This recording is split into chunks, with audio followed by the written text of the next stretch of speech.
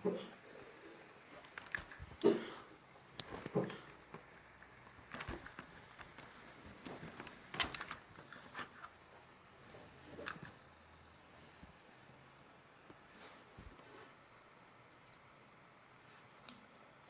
waalaikumsalam.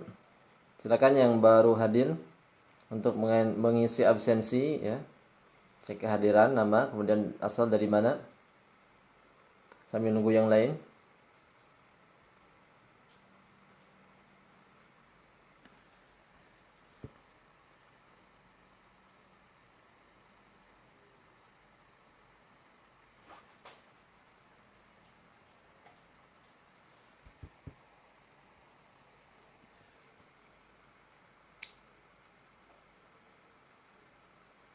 Jazakallah yang sudah hadir. Yang baru bergabung silakan untuk mengisi nama ya, kemudian asal dari mana. Ya, absensi terlebih dahulu ya.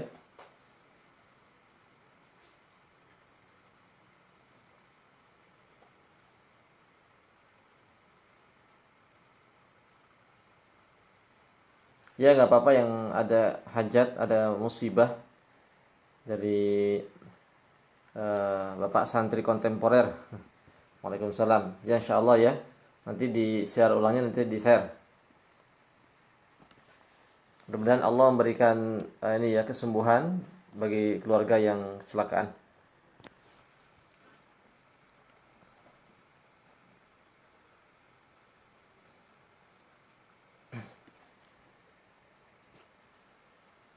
Baik, sambil nunggu yang lain ya.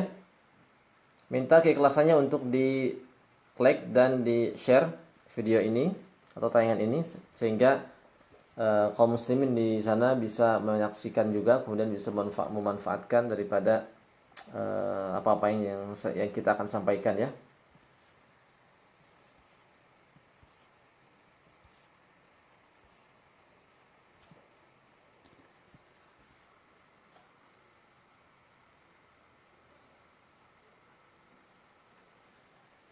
Baik. Kita mulai jam 8:15 ya. 4 menit lagi kita mulai sambil nunggu yang lain ya.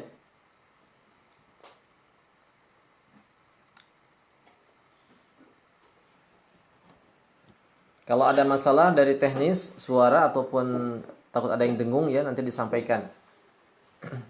Mudah-mudahan kali ini nggak ada gangguan ya, nggak ada gangguan baik sinyal maupun teknis ya, dari sisi suara dan sebagainya. Mudah-mudahan perjalanan lancar sampai akhir acara.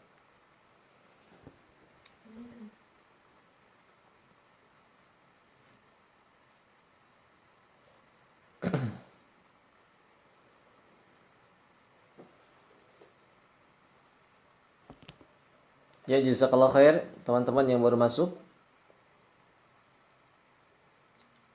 Yang baru masuk, yang baru bergabung, yang baru lihat tayangan ini, ya silakan untuk absen ya. Nama kemudian dari mana, asalnya dari mana, biar nanti kita bisa melihat ya sejauh mana ini yang hadir. 24 orang yang baru bergabung.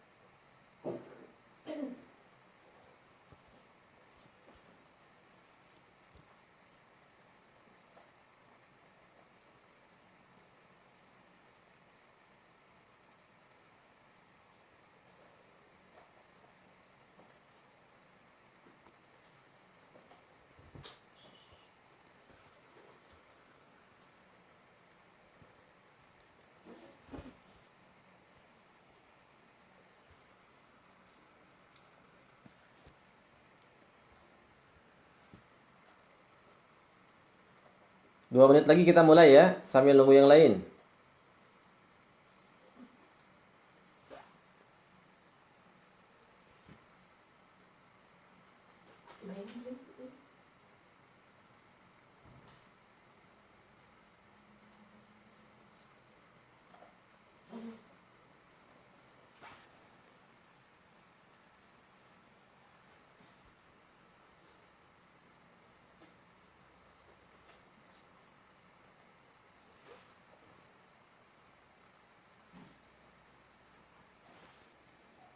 Baik, jazakallah yang baru hadir.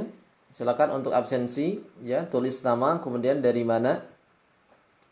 Yang baru hadir juga, yang baru ikut di tayangan ini ya, perlu saya sampaikan bahwasanya tayangan ini merupakan tayangan yang kedua ya, karena kemarin kita sudah live juga. Jadi tayangan ini adalah tayangan yang khusus untuk berkaitan dengan pelatihan ruqyah. Jadi membahas tentang pelatihan ruqyah ya. Yang baru gabung, yang baru menemukan channel ini atau menemukan tayangan ini. Jadi ini tayangan ini merupakan tayangan yang dikhususkan untuk bagi teman-teman, bagi para sahabat yang mau belajar menjadi praktisi ruqyah. Nanti tayangan ini, video ini ataupun live ini akan diadakan selama 5 hari ya ke depan. Oleh karenanya teman-teman yang ingin belajar serius maka harus mengikuti dari awal sampai akhir, karena materi ini akan berkelanjutan. Kalau nanti terpotong di pertengahan, takutnya nanti tidak akan masuk ke materi selanjutnya. Nanti 3 materi 3 hari ini, 3 hari ke depan, sekarang ya, kemarin, sekarang dan besok kita akan fokus ke materi ya. Kemudian 2 harinya kita akan coba untuk praktekkan. Coba untuk mempraktekkan. Baik, kita mulai saja ya. Bismillahirrahmanirrahim. Assalamualaikum warahmatullahi wabarakatuh. Bismillah walhamdulillah wassalatu wassalamu ala Rasulillah wa ala alihi wa sahbihi wa man walah. Asyhadu an la ilaha illallah wahdahu la syarika lah wa asyhadu anna Muhammadan 'abduhu wa rasuluhu alladzi la nabiyya ba'dah. Allahumma salli ala Sayyidina Muhammad wa ala ali Sayyidina Muhammad, amma ba'd. Faqala Allah ta'ala fil Qur'anil Karim, A'udzu billahi minasy syaithanir rajim. Bismillahirrahmanirrahim. Wa nunazzilu minal Qur'ani ma huwa shifaa'un wa rahmatun lil mu'minin. Faqala Rasulullah sallallahu alaihi wasallam, i'ridu alayya ruqakum la ba'sa bi ruqyati ma lam takun syirkan. Faqala aidan 'alijiha bi kitabillah. Al-hadis. Pertama, mari kita panjatkan puji serta syukur kita kepada Allah Subhanahu wa taala yang telah memberikan kepada kita semuanya berbagai macam kenikmatan. Di antaranya ialah kenikmatan iman dan Islam yang paling utama. Salawat dan salam semoga selalu tercurah kepada baginda Rasulullah sallallahu alaihi wasallam, kepada keluarganya, kepada sahabatnya serta kepada umatnya senantiasa menjalankan syariatnya sampai hari kiamat kelak.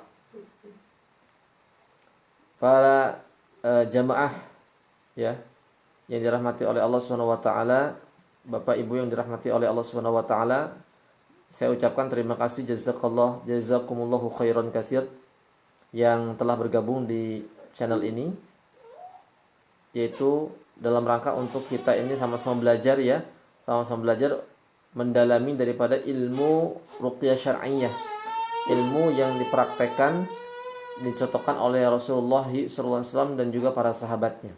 Ilmu inilah ilmu yang langka dan ilmu yang sangat bermanfaat, karena bisa banyak membantu daripada umat manusia.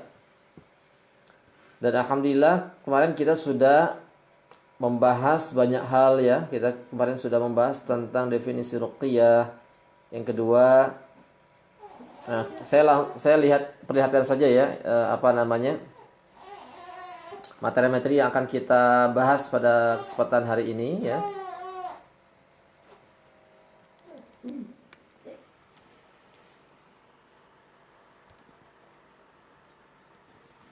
Nah, ini saya langsung ini ya. Nah, ini materi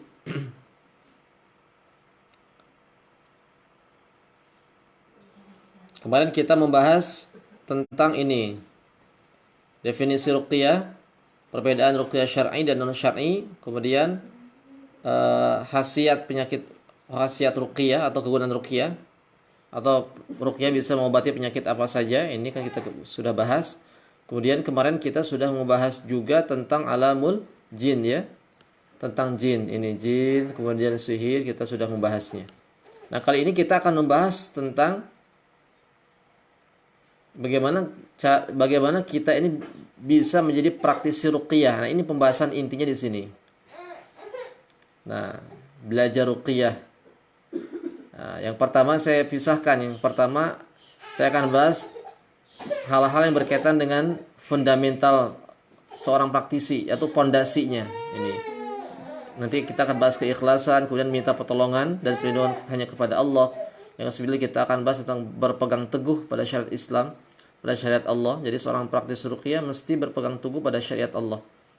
Yang kesembilan, praktis ruqyah harus berguru. Yang kesepuluh, ruqyah adalah seorang dokter, dai dan mujahid. Nah, kemudian kalau memungkinkan akan dibahas berikutnya. Yang tadi pondasinya, sekarang cabangnya, furuknya ya. Nah, ini kalau memungkinkan akan bahas juga pembagian ruqyah dilihat dari objeknya. Ada ruqyah mandiri, ruqyah orang lain, kemudian ruqyah rumah, tempat usaha, kemudian ruqyah buhul sihir dan buhul jimat. Nah, ini mulai kita ini ke ini ya, mulai menjurus ke permasalahan yang nantinya akan dipraktekkan ya. Dan sekarang kita akan bahas pada pertemuan yang kedua ini adalah pondasi bagi seorang praktisi ruqyah. Ya, kita akan bahas ini. Ya, ini fondasinya ya, keikhlasan. Kita akan bahas tentang keikhlasan terlebih dahulu.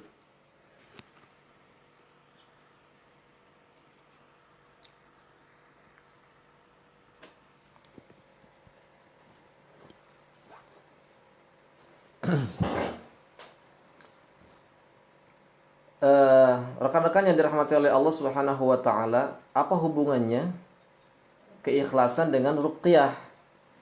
Jadi kita ini akan membahas tentang keikhlasan. Dan bahkan keikhlasan ini merupakan pondasi ya, pondasi bagi seorang praktisi ruqyah. Pondasi. Jadi gini ya. Jadi kalau kita belajar menjadi seorang ruqyah,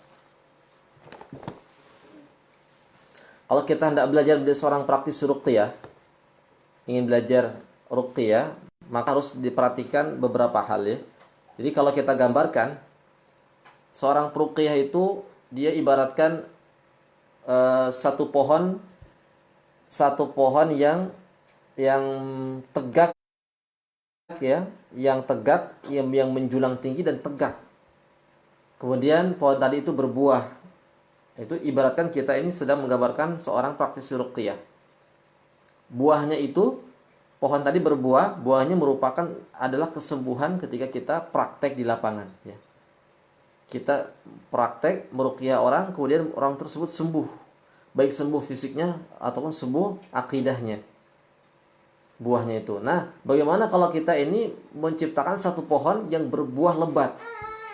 Banyak orang yang tertolong dengan kita. Banyak tertolong dengan praktisi ruqyah tersebut. Baik akidahnya ataupun kesehatannya.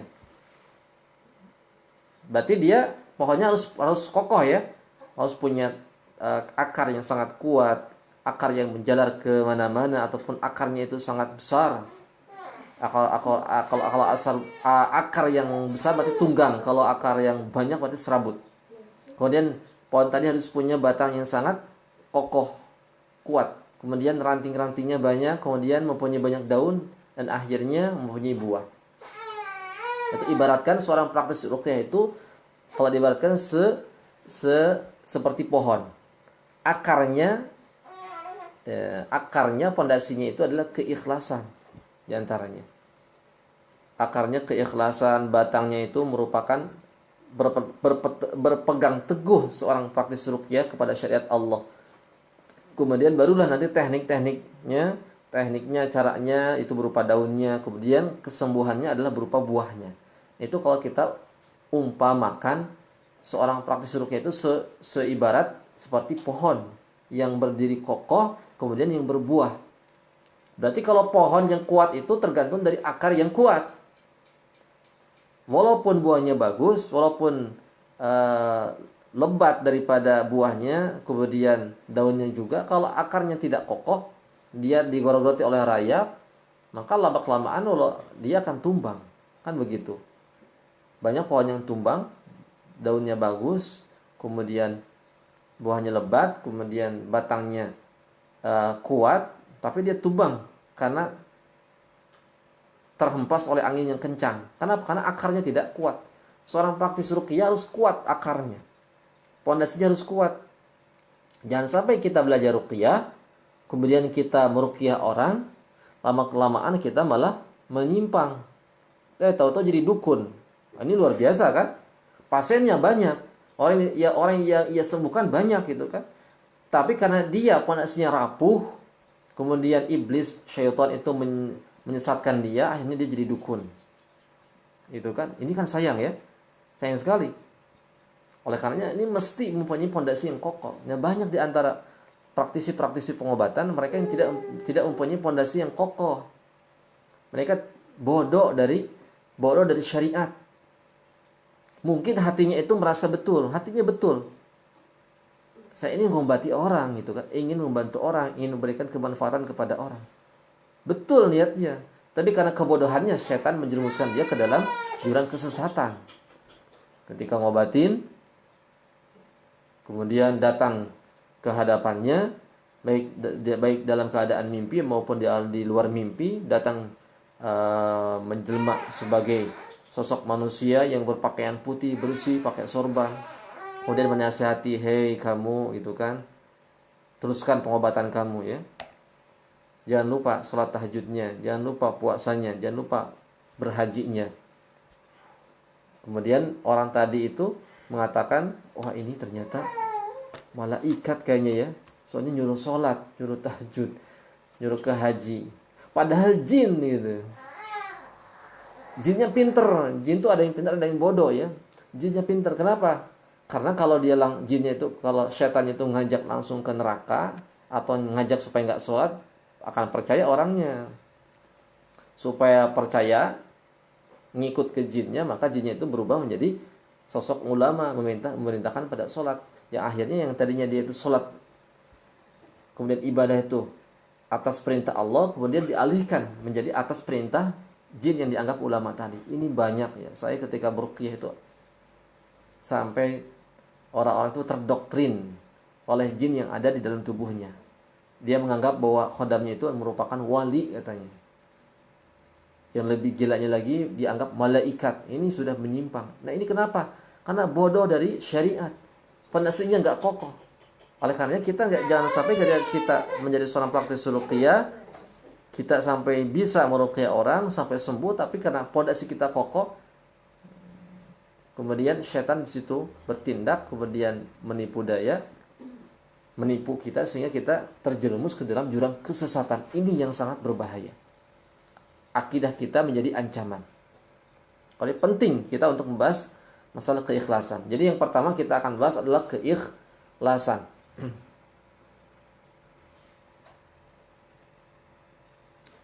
Ada satu ayat ya.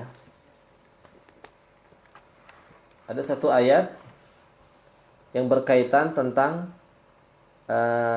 permusuhan yang tiada henti ya. Dari zaman dulu sampai sekarang permusuhan yang sangat luar biasa besarnya, dahsyatnya ya. Dan ini diawali dengan dedengkot syaitan. Siapa dia? Iblis ya. Jadi ingat ketika kita pada saat meruqyah, bahwasanya kita punya musuh ya. Pada saat kita menjadi praktis ruqyah, kita mengobati orang, ingat kita ini punya musuh. Musuhnya siapa? Syaitan musuhnya itu. Syaitan itu banyak dan rajanya adalah iblis. Kita ingat ke situ. Ya. Kemudian bagaimana cara mengetahui sepak terjang iblis? Makanya penting kita belajar tentang agama. Allah sudah memberikan pengetahuan, sudah membocorkan bagaimana sepak terjang iblis, bagaimana karakter-karakter modus-modus mereka ketika mereka itu menghancurkan, menyerang daripada akidah kaum muslimin ataupun menyerang daripada kesehatan kaum muslimin. Dan begitu dahsyatnya iblis itu sampai-sampai para nabi pun ya, para nabi, kita bukan nabi, para nabi itu sampai kewalahan dan bahkan luar biasa cobaannya oleh iblis ini, seperti Nabi Ayub alaihissalam. Beliau kan dikisahkan sampai anaknya itu dicelakai, kemudian yang tadinya kaya jadi miskin. Iblis merintahkan kepada bala tentaranya supaya merusak kebunnya, supaya merusak daripada peternakannya sampai jatuh miskin. Kemudian iblis datang ke Nabi Ayub dan meniupkan ke kakinya, sehingga kakinya itu yang tadinya sehat menjadi sakit, sampai lumpuh, sampai mempunyai penyakit yang sangat luar biasa dahsyatnya, sampai sekujur tubuhnya itu dihinggapi penyakit yang tidak bisa disembuhkan ya, kecuali Allah yang bisa menyembuhkan. Dan Nabi Ayub tidak tahu itu merupakan ulah iblis, ulah syaitan. Nabi saja tidak tahu. Nabi saja tidak tahu. Gitu ya. Tahu ketika memang diberitahu oleh Allah SWT, apalagi kita yang bukan nabi. Oleh karenanya ini kita harus perhatikan masalah ini ketika kita berinteraksi dengan jin. Ketika kita di lapangan, pasti kita akan berinteraksi dengan para jin ya. Jin kafir, jin muslim yang fasik ya. Kemudian berinteraksi dengan sihir. Kita harus paham karakter mereka dari awal. Kata Allah Subhanahu wa taala berfirman dalam surah Al-Hijr ayat 39 sampai ayat 40. Allah mengatakan, a'udzubillahi minasyaitonir rajim, qala rabbi bima aghwaytani la uzayyinanna lahum fil ardi wa la ughwiyannahum ajma'in illa ibadaka minhumul mukhlasin. Ini ayat yang sangat luar biasa, mengingatkan kita kepada permusuhan yang tidak henti-hentinya dan tidak akan pernah habis ya.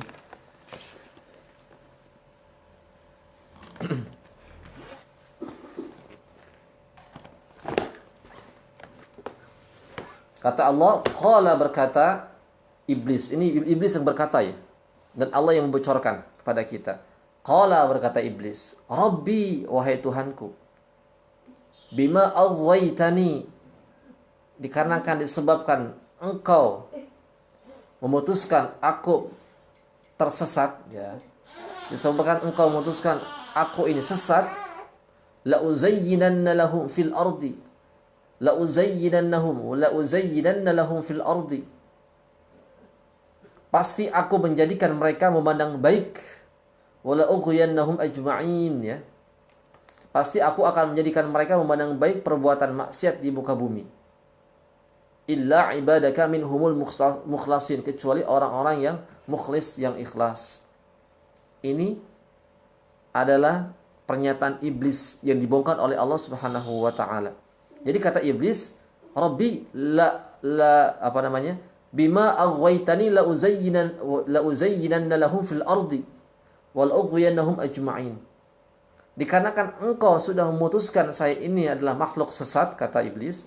Iblis menyadari iblis itu dilaknat oleh Allah menjadi makhluk yang tersesat, makhluk yang paling sesat, makhluk yang paling jelek, makhluk yang paling terlaknat. Kemudian iblis berjanji, la uzayyinannahum, maka pasti gitu ya, saya akan menjadikan memandang baik perbuatan maksiat di muka bumi, dan pasti aku akan menyesatkan mereka semuanya. Jadi aku akan menjadikan sesuatu yang maksiat menjadi sesuatu yang baik.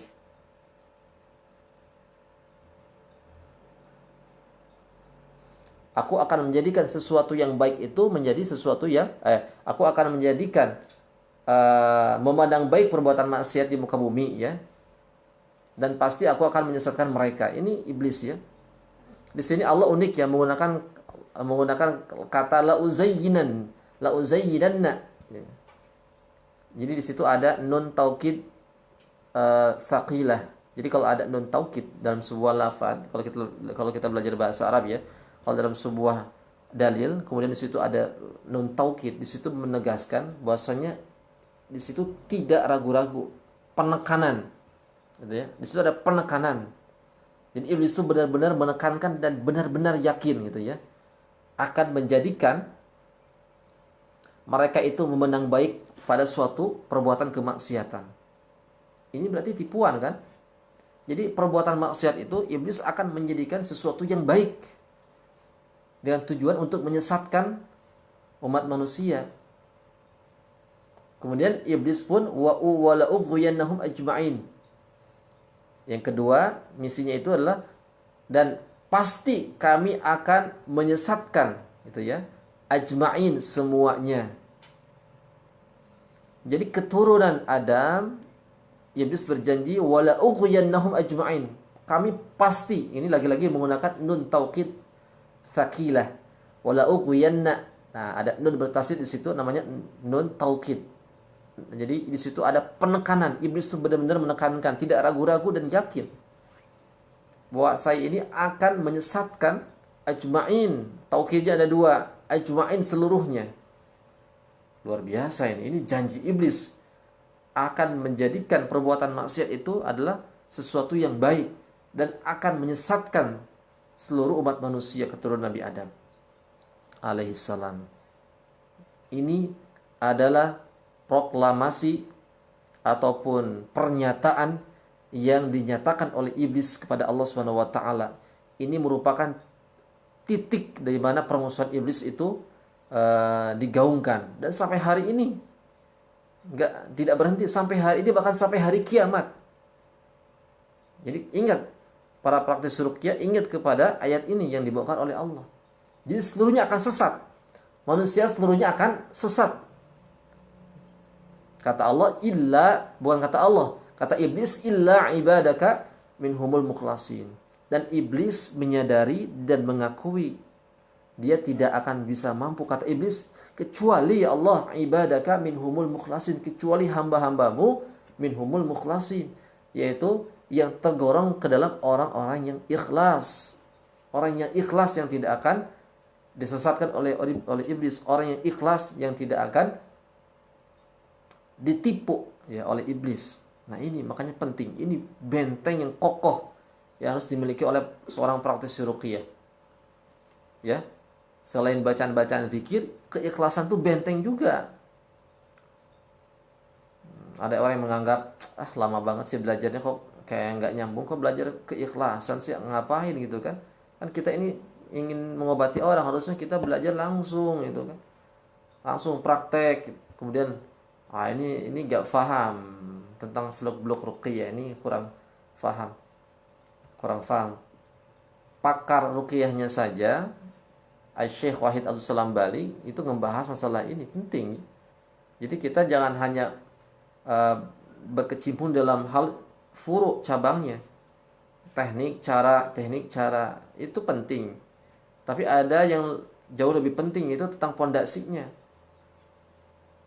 Bahkan terkadang cara teknik tidak diperlukan, cukup dengan keikhlasan, syaitan itu keluar. Jin dan syaitan itu bisa keluar. Apakah bisa? Ya, sangat bisa. Buktinya, banyak buktinya.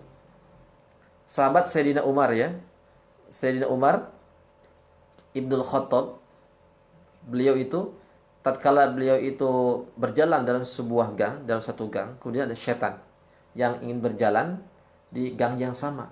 Tatkala melihat Umar, nggak jadi itu jalan kakinya. Maksudnya nggak jadi melewati gang yang dilewati oleh Umar. Sehingga dia memutar balik. Ternyata takut kepada sahabat Umar Ibnul Khattab. Beliau nggak baca apa-apa, beliau cuma biasa aja. Kok bisa takut sih? Apa yang ditakutkan? Kan biasanya kalau yang ditakutkan itu syaitan ya. Kalau manusia itu, kalau orang-orang kan, kalau yang namanya takut, biasanya takut pada syaitan. Ini kebalikannya, syaitan takut pada manusia. Kata para ulama apa? Intinya apa di situ? Intinya keikhlasan. Sayyidina Umar itu sampai disegani di kalangan bangsa manusia dan di kalangan bangsa jin, terkenal, viral kemana-mana karena keikhlasannya, keberaniannya ketika menghadapi musuh.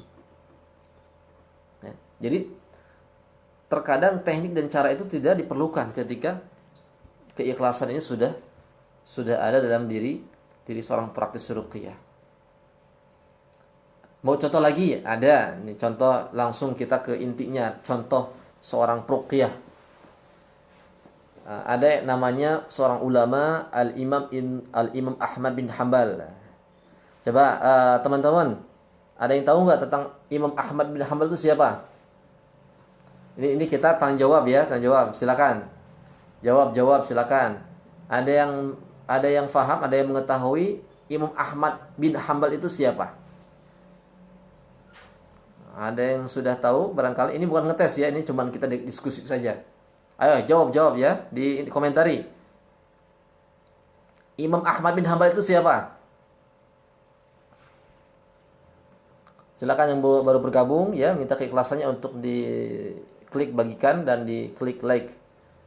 Ayo di komentari. Imam Ahmad bin Hambal itu siapa? Ada yang tahu nggak? Imam Ahmad bin Hambal siapa? Oh, ini ada yang menjawab. Salah satu mazhab 4. Ya. Imam mazhab, betul ya. Imam mazhab. Jadi dalam fikih ya yang populer itu ada 4 mazhab ya. Oh, ada yang belum paham ya? Belum paham. Imam Ahmad bin Hambal belum paham. Imam mazhab. Mazhab ini.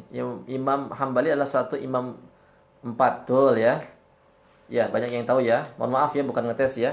Jadi Al-Imam Ahmad Ibnul Hambal, Imam Ahmad bin Hambal itu merupakan seorang ulama ya dalam ini siapa? Penulis Musnad Ahmad.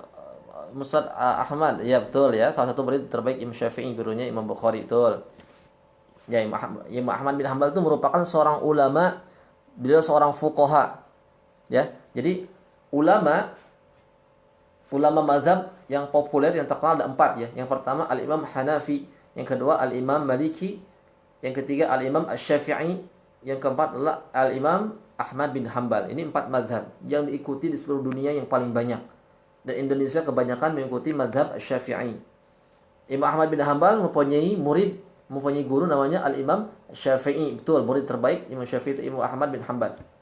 Dan dia seorang muhaddisin, seorang ulama hadis. Imam Ahmad bin Hanbal itu seorang ulama hadis karena beliau mempunyai satu kitab namanya Musnad Imam Ahmad ya. Dia punya kitab Musnad. Jadi kalau kitab Musnad itu adalah kitab yang disusun berdasarkan runtutan sahabat. Ada sunan, ada kitab hadis itu banyak, ada kitab Musnad, ada kitab sunan. Kalau sunan itu disusun berdasarkan bab-bab fikih. Jadi ada ulama yang namanya Al-Imam Ahmad Ibnu Hambal, Al-Imam Ahmad bin Hambal. Dia seorang fuqaha, ulama besar, ulama fikih, dia seorang muhaddisin, seorang ahli hadis dan terkenal di mana-mana. Kitabnya dikaji sampai hari ini. Dan beliau namanya Harum. Ya. Dikisahkan dalam kitab Wiqayatul Insan, beliau ini diminta untuk meruqyah hamba sahaya seorang khalifah. Jadi pada waktu Imam Ahmad bin Hambal hidup pada zaman itu ada seorang khalifah yang namanya Al-Mutawakkil. Mutawakkil itu adalah Amirul Mukminin, khalifah ya. Beliau mempunyai hamba sahaya. Hamba itu budak ya. Hamba sahaya itu budak. Nah, kemudian hamba sahaya itu kesurupan.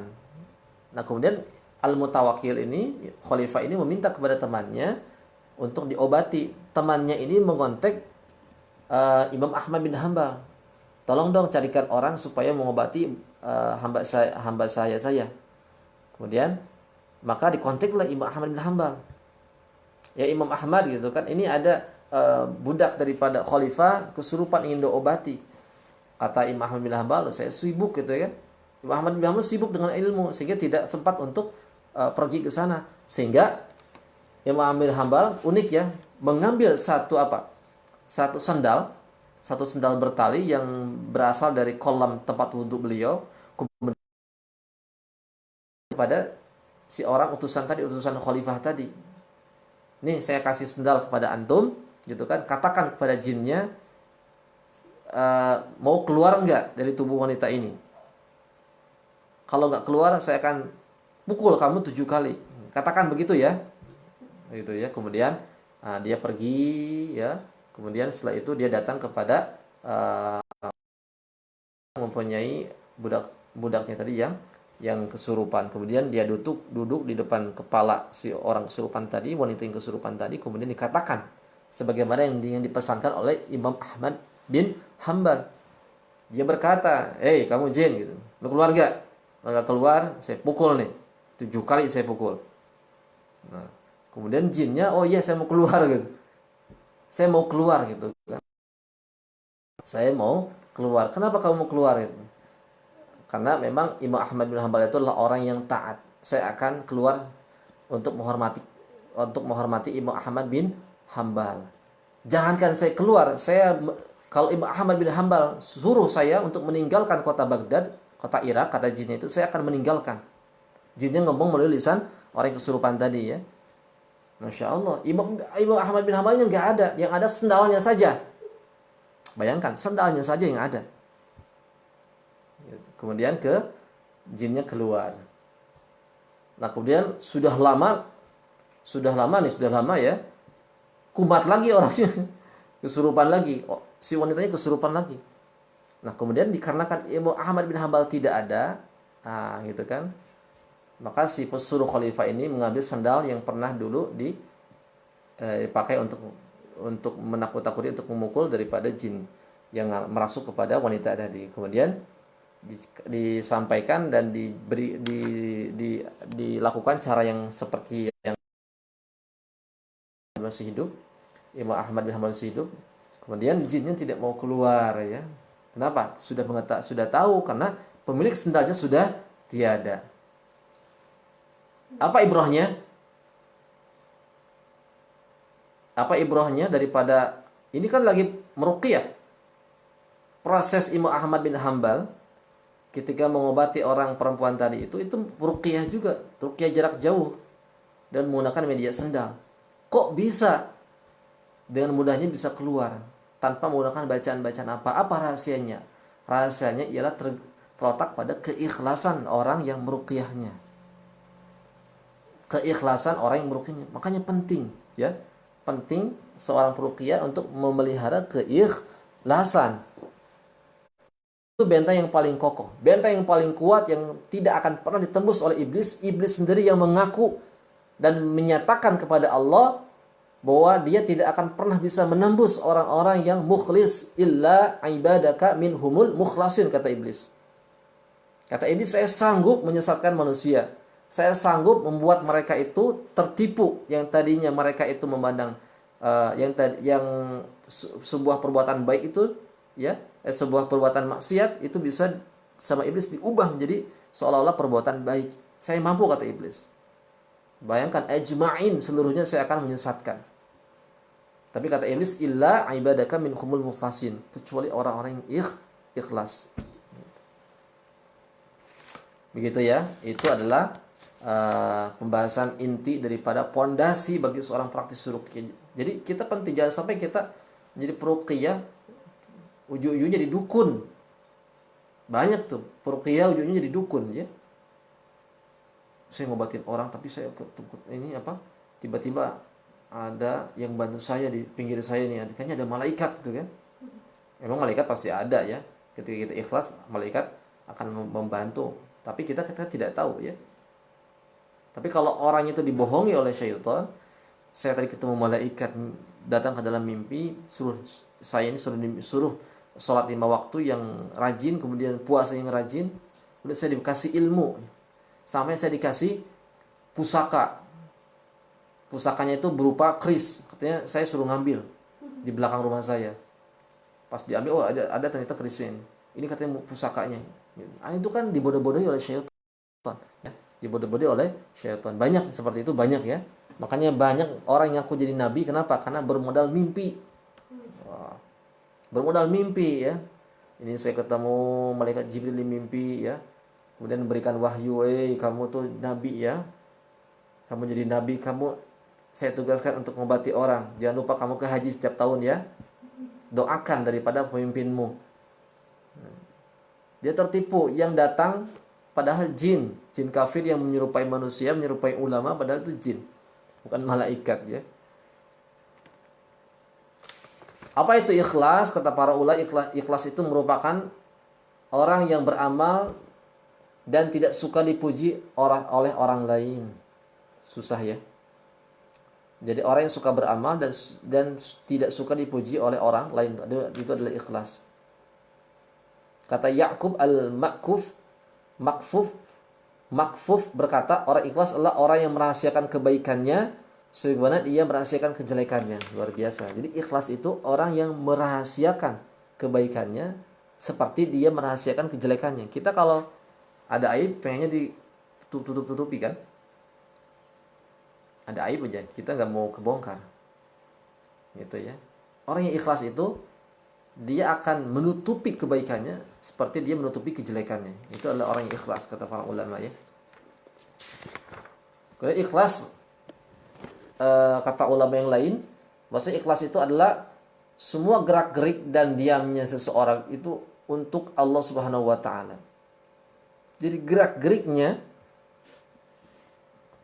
itu hanya diperuntukkan untuk Allah Subhanahu wa taala, ngomongnya untuk Allah,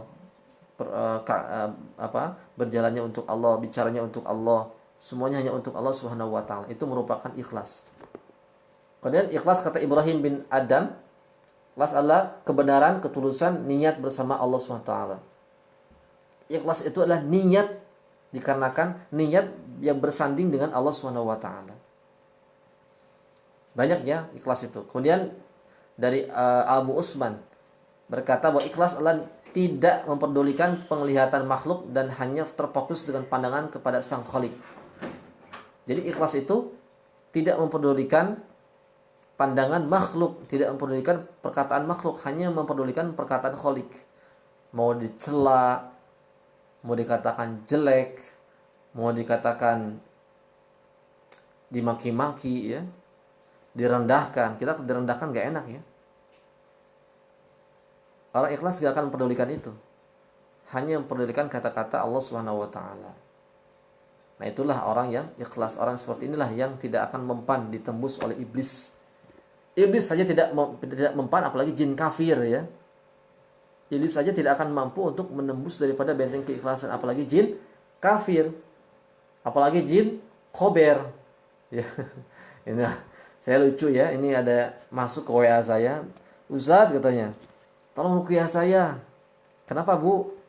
Ini saya diguna-gunai. Kata orang sih saya kemasukan jin khober katanya.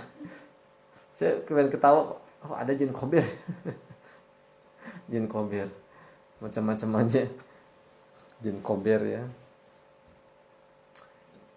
Nah, itu adalah masalah ikhlas. Jam berapa sekarang ya? Jam 9.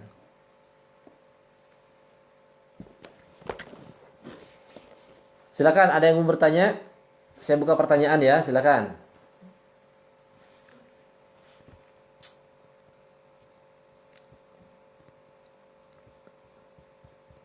Saya baca dulu nih pertanyaan-pertanyaan yang hadir.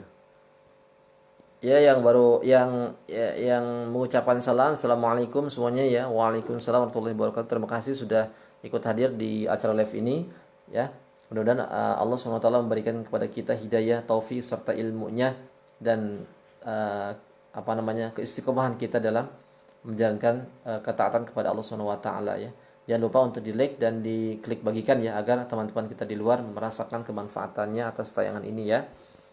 Baik, saya akan sedikit untuk menjawab. Silakan yang mau bertanya diketik di kolom komentar.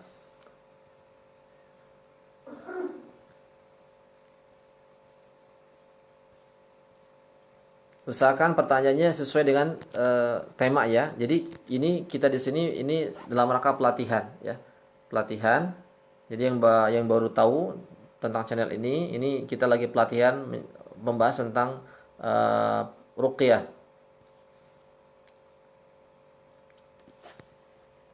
Waalaikumsalam Ustaz, kalau ingin meruqyah diri sendiri apa yang harus diniatkan dan ayat apa yang dibaca untuk penyakit saraf ya? Nanti ini kita akan bahas ya di pertemuan besok sebenarnya. Supaya terfokus ya, nanti kita bahas di pertemuan besok ya. untuk bacaan-bacaan dan juga teknik meruqyah ya. Assalamualaikum Ustaz, kenapa setiap hari rasanya badan terasa berat sekali, serasa semacam dipukul-pukul sekampung. Sekampung. Nafsu makan pun sering hilang, begitu saja, mohon penjelasannya ya. Badan terasa berat sekali semacam dipukul-pukul. Coba di ibu, mbak ya, ruqyah mandiri ya. Ruqyah mandiri bisa bacakan apa namanya? Ta'awuz, bismillah, kemudian Al-Fatihah, ayat kursi, kemudian 3 kul, coba bacakan. Itu kalau ada efek-efek sedikit, efek-efek ada reaksi dalam tubuh, berarti itu ada gangguan ya.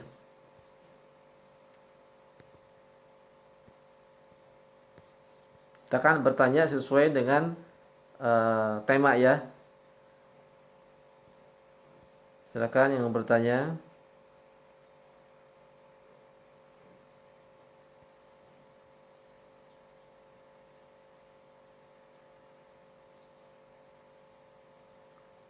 Assalamualaikum Ustaz, saya muslim tapi saat ini saya ragu, saya tidak tahu harus bicara apa lagi. Saya bahkan ragu sama agama saya sendiri, tolong bimbingannya Pak Ustaz. Ragu dengan agama sendiri, Insya Allah. Kenapa bisa ragu Bapak Ibu, Bapak ya, Bapak Bahri? Ini perlu dijelaskan ini ya, karena ini menyangkut masalah akidah. Saya muslim tapi saya ini ragu, saya tidak tahu harus bicara apa lagi. Saya bahkan ragu sama agama saya sendiri, tolong bimbingannya Pak Ustadz. Agama Islam adalah agama yang sesuai dengan fakta, sesuai dengan naluri, sesuai dengan fitrah, dan sesuai dengan ilmu pengetahuan. Jadi kalau kita saksikan semua agama yang ada itu, hanya Islam saja yang sesuai dengan fitrah. Sesuai dengan fitrah, sesuai dengan fakta, sesuai dengan ilmu pengetahuan, sains dan teknologi, iptek, itu cocok dengan Al-Quranul Karim ya. Contoh sesuai dengan naluri. Islam itu kan diajarkan, di dalam Islam itu ada yang namanya manusia itu kan mempunyai fitrah ya. Mempunyai fitrah apa? Fitrah, ada 3 fitrah itu. Fitrah itu bawaan ya, bawaan dari lahir. Fitrah yang pertama adalah naluri. Fitrah itu naluri ya, naluri untuk mensucikan sang pencipta. Yang kedua adalah naluri untuk melestarikan jenis, menyukai lawan jenis. Yang ketiga adalah naluri mempertahankan diri. Jadi kalau kita sebagai manusia, pasti dalam diri kita ini akan mengambil ataupun mencari sesuatu yang di atas kita, betul nggak? Jadi kalau kita dalam keadaan terpuruk ya, misalkan terpuruk nih, kita dalam keadaan kondisi terpuruk, usaha bangkrut, jatuh, pasti hati kita ini akan terpaut mencari sesuatu yang tinggi. Sekalipun dia komunis, dia akan mencari sesuatu yang tinggi, yang ateis ya. Nah itu adalah namanya fitrah kita nih. Ketika jatuh gitu kan, tiba-tiba kita spontan, oh my God gitu, ya Tuhan, kan begitu ya, ya Allah gitu kan. Itu pasti ada orang komunis ketika dia, orang ateis ketika dia menghadapi mau kecelakaan maut, itu spontanitas dia mengatakan oh my God, ya Tuhan. Itu adalah fitrah yang terletak, yang berada dalam diri manusia gitu ya. Dan Islam itu sesuai dengan fitrah agamanya, sesuai dengan fitrah. Kemudian fitrah yang kedua ataupun naluri yang kedua itu adalah naluri menyukai lawan jenis. Dan Islam itu mengatur tentang konsep pernikahan. Zuyina linnasi hubbus syahawati minan nisa gitu kan, bahwa manusia itu akan dihiasi dengan perempuan, istri-istri mereka, anak-anak mereka, kemudian peternakan, kemudian usaha-usaha mereka. Itu di Islam diatur, dan Islam sangat menganjurkan itu untuk menikah ya, untuk menyalurkan syahwat biologisnya. Di agama lain nggak ada kan. Di Buddha, itu para para petingginya itu kan biksunya, mereka tidak menganjurkan untuk menikah. Termasuk di Nasrani pun tidak menganjurkan untuk menikah, biarawatinya kan. Itu tidak sesuai dengan fitrah kan, padahal itu fitrah manusia itu harus harus menyalurkan daripada syahwat biologinya. Itu sesuai dengan fitrah. Kemudian ada lagi fitrah ataupun naluri mempertahankan diri. Dalam tubuh manusia ini ada namanya naluri mempertahankan diri. Kalau kita diancam pasti kita akannya melawan kan? Pasti kita inginnya melawan. Kita dijajah oleh penjajah, pasti kita inginnya melawan. Kita di ini aja dipukul, pasti akan marah kan? Itu diatur oleh Islam.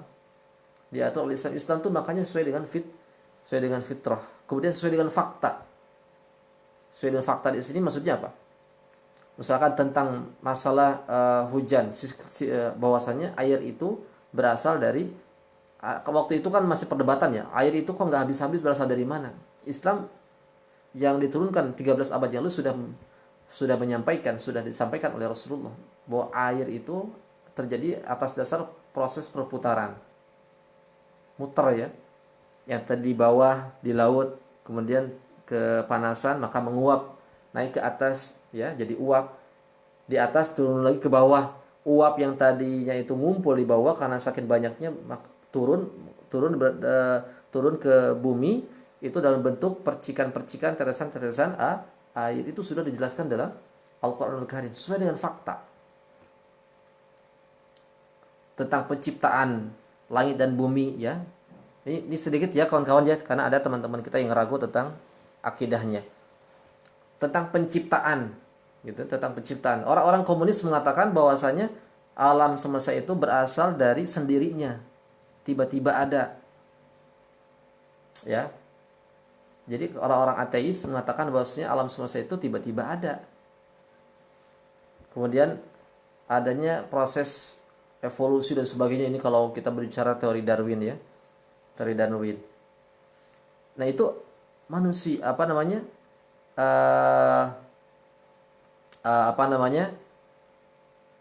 manusia itu kalau kita cermati tubuh manusia ataupun alam semesta yang di sini, yang kita hadapi ini, yang kita kita hidup dengan alam semesta, kalau kita cermati mendalam, itu justru akan membuahkan keimanan, Bapak ya, Bapak Umam, akan membuahkan keimanan. Coba kita bandingkan. Kalau misalkan nih, si Darwin mengatakan, orang-orang itu mengatakan bahwasanya alam semesta itu berasal dari dengan sendirinya. Ujug-ujug ada. Sementara alam semesta itu terkumpul dari sesuatu yang rumit, kompleks. Kita lihat pergerakan matahari, tata surya, ada planet, ada matahari. Orang-orang ahli fisika mengatakan ini masing-masing planet itu mempunyai garis orbit. Kalau saja si planet ini dia waktunya itu kecepatan, maka akan bertabraklah dengan planet yang lain. Ketika lambat, maka akan bertabrak juga. Tapi memang di setting untuk pas. Mereka muter, berevolusi selama setahun, itu sesuai dengan orbitnya, pas. Gitu ya. Kemudian kalau kita meneliti lagi bumi misalkan. Bumi itu luar biasa ya. Benar-benar kayak diatur ya. Ada matahari, ada bulan, kemudian ada bintang, kemudian ada apa lagi, ada air ya. Sehingga di situ ada terjadi kehidupan. Kata Allah, afala yanzuruna ilal ibili kaifa khuliqat. Apakah kalian tidak memperhatikan bagaimana unta diciptakan? Kata Allah, kita jangan jangan berpikir kemana-mana, kata Allah. Coba unta saja dipikirkan, pasti akan membuahkan satu keimanan. Coba unta pikirkan. Kalau kata orang ateis bahwa unta atau makhluk hidup atau alam semesta itu berasal dari sendirinya, ujug-ujug ada, coba unta perhatikan. Kenapa sih model unta yang hidup di padang pasir? Kenapa nggak penguin? Kenapa nggak monyet? Ayo, coba jawab. Kenapa sih unta? Begitu sebaliknya. Di kutub utara, kenapa sih nggak unta hidupnya di situ, di kutub utara? Kenapa sih nggak monyet? Atau di negara kita Nusantara, kenapa sih monyet yang hidup? Kenapa sih di kita ini banyak monyet? Itu seolah-olah ada yang nyeting kan? Gitu ya. Coba kalau monyet ditaruh di padang pasir, mau makan apa? Coba kalau unta ditaruh di kutub utara mau makan apa? Coba kalau pingvin ditaruh di padang pasir mau makan apa? Coba kalau kita berpikir nih, apakah sesuatu yang kayak yang nyeting tadi, seolah ada yang nyeting, ada yang ngatur kan? Apakah sesuatu yang seolah-olah itu disetting itu apakah terjadi dengan kebetulan? Coba berpikir. Pasti ada yang ngatur ya. 1 ditambah 1 sama dengan berapa? 2 kan? 25 dibagi 5 berapa? 5. Itu kan? Itu rumus pasti kan? Kebetulan enggak? 5 dikali 5 kebetulan 25? Enggak kan? Ya harus dikalikan dulu. Diatur dulu kan? Nah itu caranya. Unta itu disetting. Coba kalau kita pikirkan unta ya. Unta itu makhluk hidup yang makanannya itu apa? Makanannya itu makanan yang berduri, kaktus. Kemudian dia bisa hidup di panas padang pasir sampai bahkan dia bisa berjalan di badai padang pasir. Dalam keadaan menutup matanya, tapi dia tidak akan tersesat. Bayangkan ya. Kemudian dia mempunyai kaki ketika dia masuk ke padang pasir, dia tidak akan terperosok. Dia mempunyai perut yang sangat tebal kulitnya ketika dia mendekap ataupun berbaringan di padang pasir. Padang pasir itu panas ya. Guru saya ngaji di kuliah di Arab itu, kalau musim panas itu telur itu bisa masak di aspal itu, saking panasnya. Unta itu bisa berseharian di padang pasir itu, nggak kepanasan. Coba, apakah unta kebetulan ada di situ atau memang dirancang untuk supaya hidup di situ? Unta itu nggak bisa makan, misalnya itu bisa nggak makan berhari-hari, bisa 8 hari 10 hari karena dia mempunyai punuk ya di punggungnya itu berfungsi sebagai penyimpan cadangan. Kemudian dia mempunyai mulut ketika minum itu dalam 10 menit bisa banyak ya. Coba kalau kita berpikir unta, kenapa sih unta itu bisa tiba-tiba di situ? Apakah dengan tiba-tiba di situ? Ya enggak, pasti ada yang ngatur itu ya. Siapa yang ngatur? Orang Allah Akbar. Tuhan yang ngatur ya. Jangan kita kembali ke hal-hal yang berkaitan dengan teknologi HP misalkan. Kata orang ateis, makhluk hidup itu sesuatu yang ada di bumi itu berada dengan sendirinya. HP apakah ujuk-ujuk ada? Ini saya punya ini ya. Radio ini apakah ujuk-ujuk ada? Tiba-tiba ada? Ya enggak, ada yang buat ya. Benda ini benda yang rumit. Di dalamnya ada IC, ada komponennya, ada speakernya, kemudian ada pemancarnya. Apakah ini tiba-tiba ada? Enggak ada. Ini pasti ini diadakan orang yang cerdas. HP itu diadakan oleh profesor orang yang cerdas. Saya orang elektronik ya. Dulu pernah memperbaiki TV itu. Rumitnya luar biasa. Apakah benda yang rumit itu tidak diciptakan?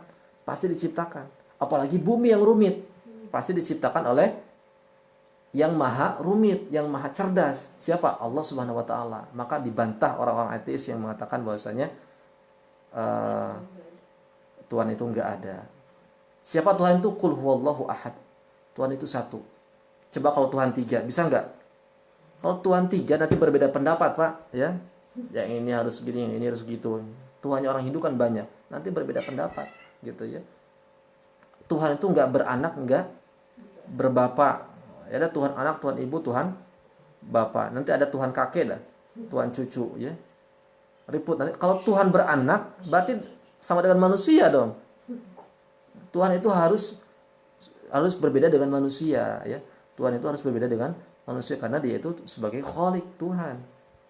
Dan Tuhan itu tidak akan mati ya, langgeng, selamanya langgeng. Nah itu mudah-mudahan bisa memperkuat akidah Bapak Umam ya. Kalau masih kurang paham silakan ditanyakan lagi ya. Silakan kalau ragu dalam masalah agama Islam silakan japri ke saya. Silakan telepon ke saya ngobrol masalah keislaman ya. Ini penting, mohon maaf ya teman-teman karena ini penting masalah akidah. Pak Bahril Umam nanti japri ke saya ya. Silakan ngobrol kalau memang gak puas masalah apa yang saya sampaikan, silakan ngobrol, kemudian tanya masalah keislaman. Kalau memang ragu tentang agama Islam ya, silakan.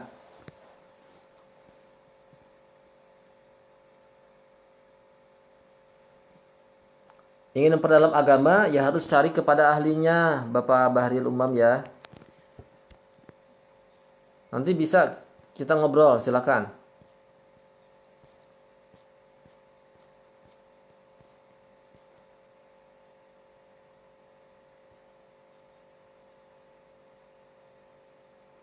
Oh iya, Pak Abdul Qadir ya, udah tahu ya. Sendalnya untuk mengobati orang kesurupan ya, tuh.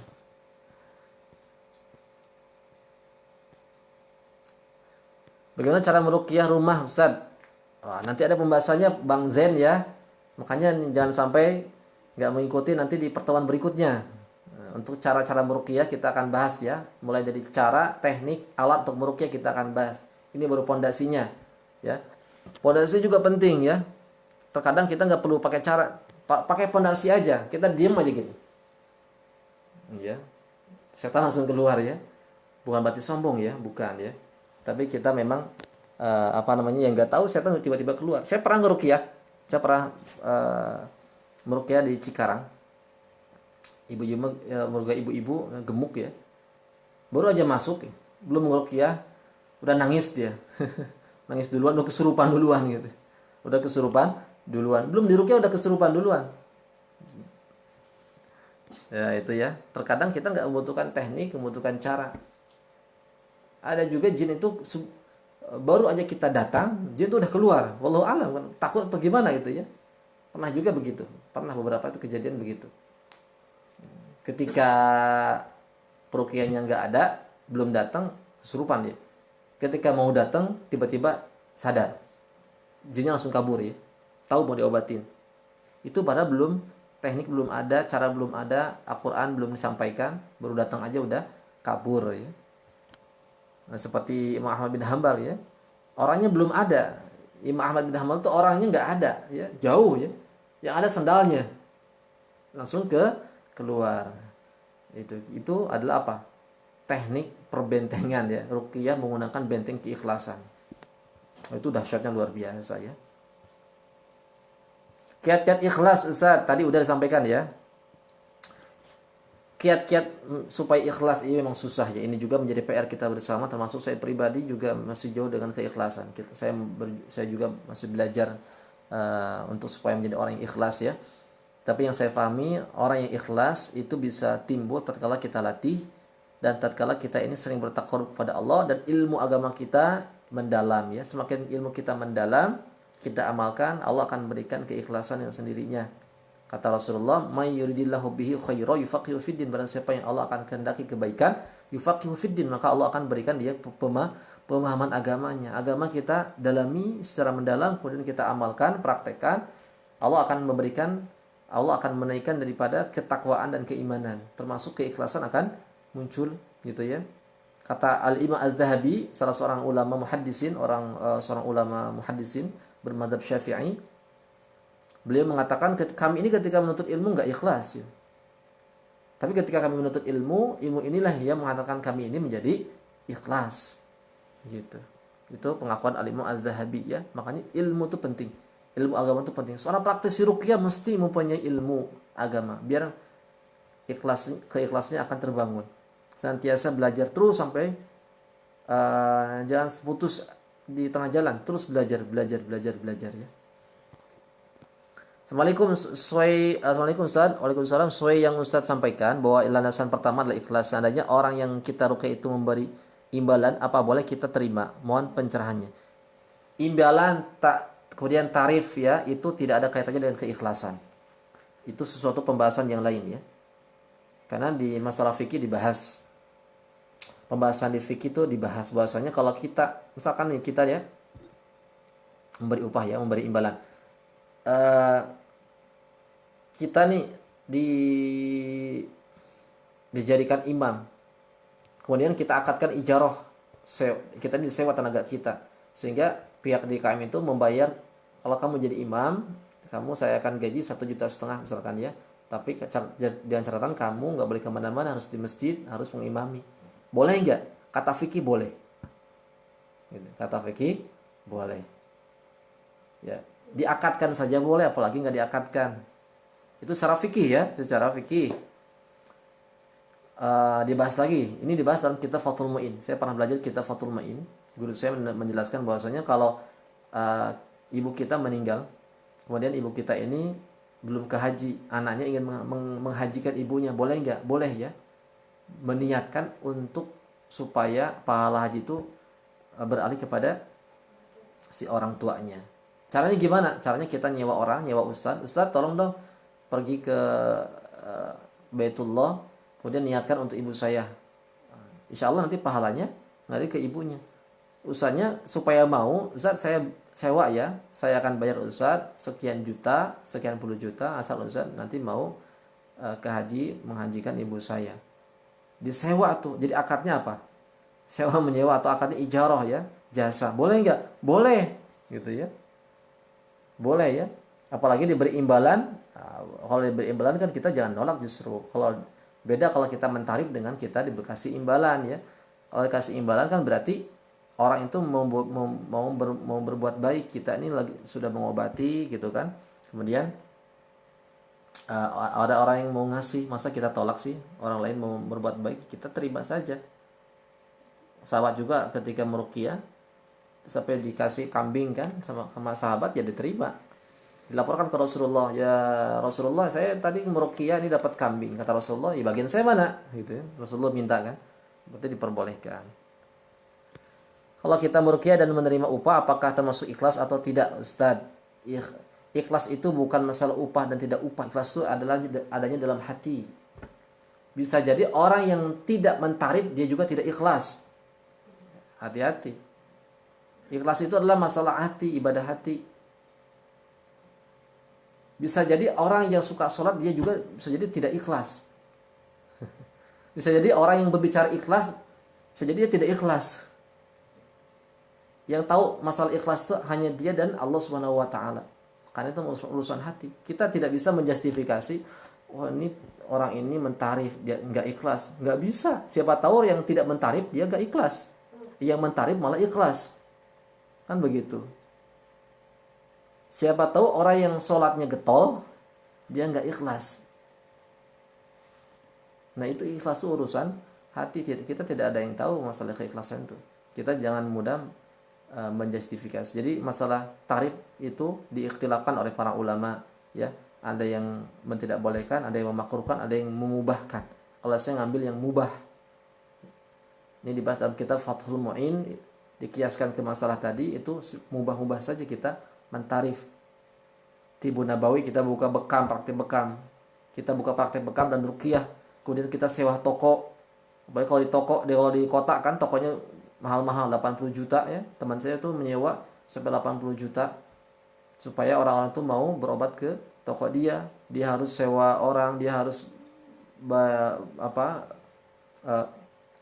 beli pelang nama ya, kemudian dia beli kapas, kemudian beli jarum, perlengkapan lainnya. Apalagi kita kalau misalkan kita nggak mentarif, kemudian dia bagaimana kalau tidak menutup budgetnya, pasti gulung tikar kan? Ya gitu kan, pasti gulung tikar. Nah itu kita harus praktikan di situ ya. Dan tidak masalah kita untuk mentarif, dan tidak masalah juga dan saya menghargai kepada teman-teman yang tidak mentarif juga. Bagus gitu kan. Dan itu jangan jadi permasalahan, itu furu ya. Jangan sampai kita memperdebatkan masalah itu. Itu. Yang orang yang yang berobat dengan sesuatu yang haram, kemusyrikan, kita nggak diperdebatkan, tapi masalah ini kita perdebatkan. Itu nggak masalah, itu masalah furu'iyah. Nggak masalah. Bagaimana kita tahu kalau kita sudah ikhlas? Tadi kita merasa dipandang oleh Allah enggak? Kita merasa sudah menyembunyikan perbuatan baik kita enggak? Sebagaimana kita menyembunyikan perbuatan jelek kita. Kita sudah meniatkan sesuatu itu karena Allah enggak? Mulut kita karena Allah, berbicara kita karena Allah, berjalan kita karena Allah, kemudian tangan kita digerakkan karena Allah. Kalau kita sudah merasa itu, berarti kita sudah mendekati kepada keikhlasan. Ustaz, saya tidak merasa menghadapi dipuji dalam berbuat baik. Terkadang saya memberikan contoh diri saya kepada yang saya ceramahi. Apakah itu juga akan menggugurkan keikhlasan? Saya tidak merasa mengharap dipuji dan berbuat baik. Terkadang saya memberikan contoh diri saya kepada orang yang ceramahi. Apakah itu juga akan menggugurkan keikhlasan? Nah, kalau dakwah bil hal berarti ya dakwah bil hal ya. Memberikan contoh itu kan berarti dakwah bil hal. Memberikan contoh kan dakwah bil hal, ya. Yang nggak masalah. Jadi keikhlasan itu, mengukurkan keikhlasan tadi kan, ikhlasan itu kan dia urusannya hati. Kita merasa dipuji nggak? Nah, gitu kan. Kita berusaha untuk karena Allah nggak? Kalau kita berusaha untuk karena Allah ya nggak masalah.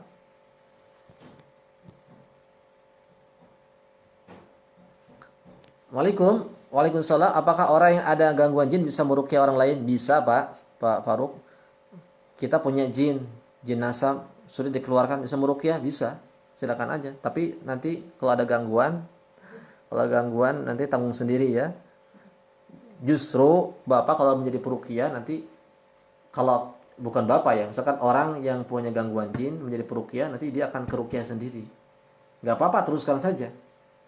Dia mengobati orang, kemudian dia juga terobati dengan aktivitas dia. Silakan. Cuma nanti konsekuensinya dia akan merasa kalau jinnya nyekik kerasa dia.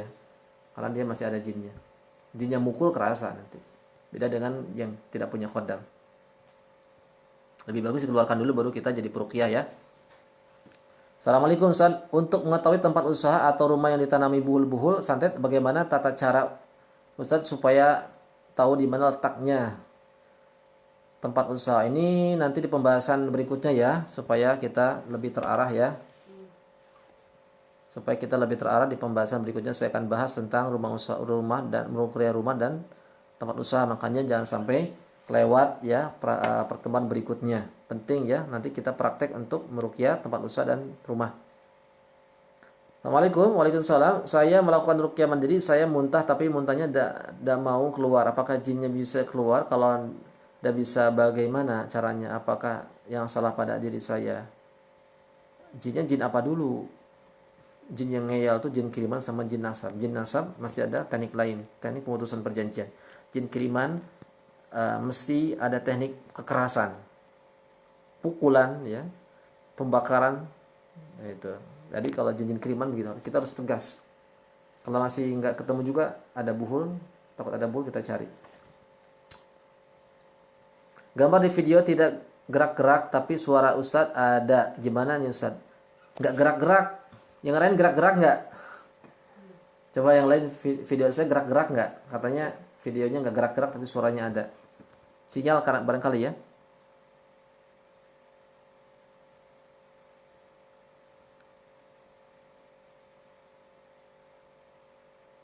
Assalamualaikum Ustaz. Saya setiap makan yang menurut saya sudah mengikuti sunnah baca bismillah menggunakan tangan kanan. Mana nih? Panjang banget ini ya. Bu Resdiansyah. Menggunakan tangan kanan. Ada setiap makan dalam perut Bismillah menggunakan tangan kanan. Ana setiap makan dalam perut seperti ngerasa bergerak-gerak dan sering berkedut-kedut. Terus kalau udah makan rasanya lemes dan sakit badan. Jadi gara-gara hal tersebut jadi malas makan. Badan anak kurus sudah berlangsung 2 tahun lebih seperti ini. Anda ruqyah air 1 ceret, kadang 1 galon terus campur bidara. Bahkan gara-gara seperti ini setiap makan yang disediakan depan, Ana gak mau makan sebelum Ana bacain Al-Quranul Karim. Istri Ana belum selalu marah gara-gara hal tersebut. Apakah Ana berlebihan? Bagus Pak ya, ini untuk mengantisipasi takut ada gangguan jin ya, nggak berlebihan.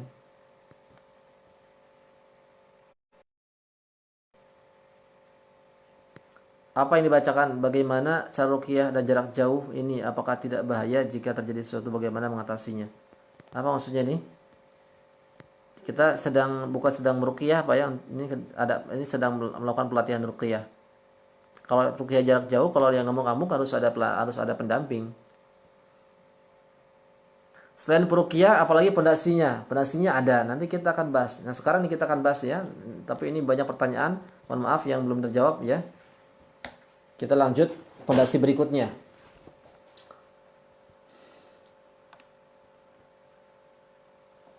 Pondasi berikutnya ialah seorang praktis ruqyah mesti meminta pertolongan dan perlindungan hanya kepada Allah Subhanahu wa taala.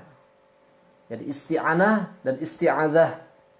Isti'anah itu pertolongan, minta pertolongan. Kemudian isti'adzah itu meminta perlindungan ya. Jadi selalu dihadirkan dalam hati kita itu meminta pertolongan dan perlindungan kepada Allah Subhanahu wa taala. Dia agar supaya apa? Agar supaya kita ini terbiasa untuk bertawakal. Makanya dihayati ketika kita baca doa, Bismillahirrahmanirrahim. Bismillahi dengan menyebut nama Allah Ar-Rahman Ar-Rahim yang Maha Pengasih dan Maha Penyayang. Nah, kalau kita belajar bahasa Arab, Bismillah, ba di situ adalah ba bermakna isti'anah. Artinya ba itu dalam lafaz Islam itu bermakna isti'anah, itu meminta pertolongan. Makanya kalau belajar dalam bahasa Arab, kalau kita belajar ya di kitab-kitab bahasa Arab itu ulama para ustaz kita suka dikomplitkan maknanya.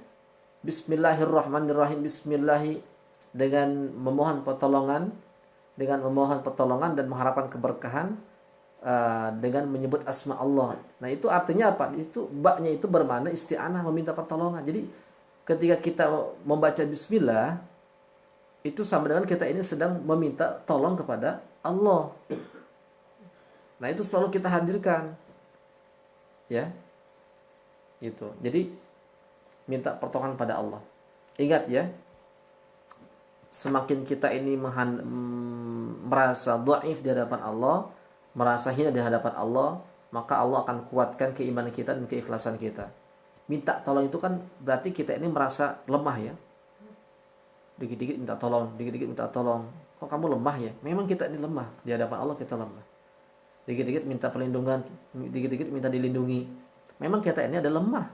Semakin kita dhaif di hadapan Allah, semakin kita ini merasa hina di hadapan Allah, maka Allah akan berikan pertolongan. Makanya senantiasa kita ini meminta pertolongan pada Allah.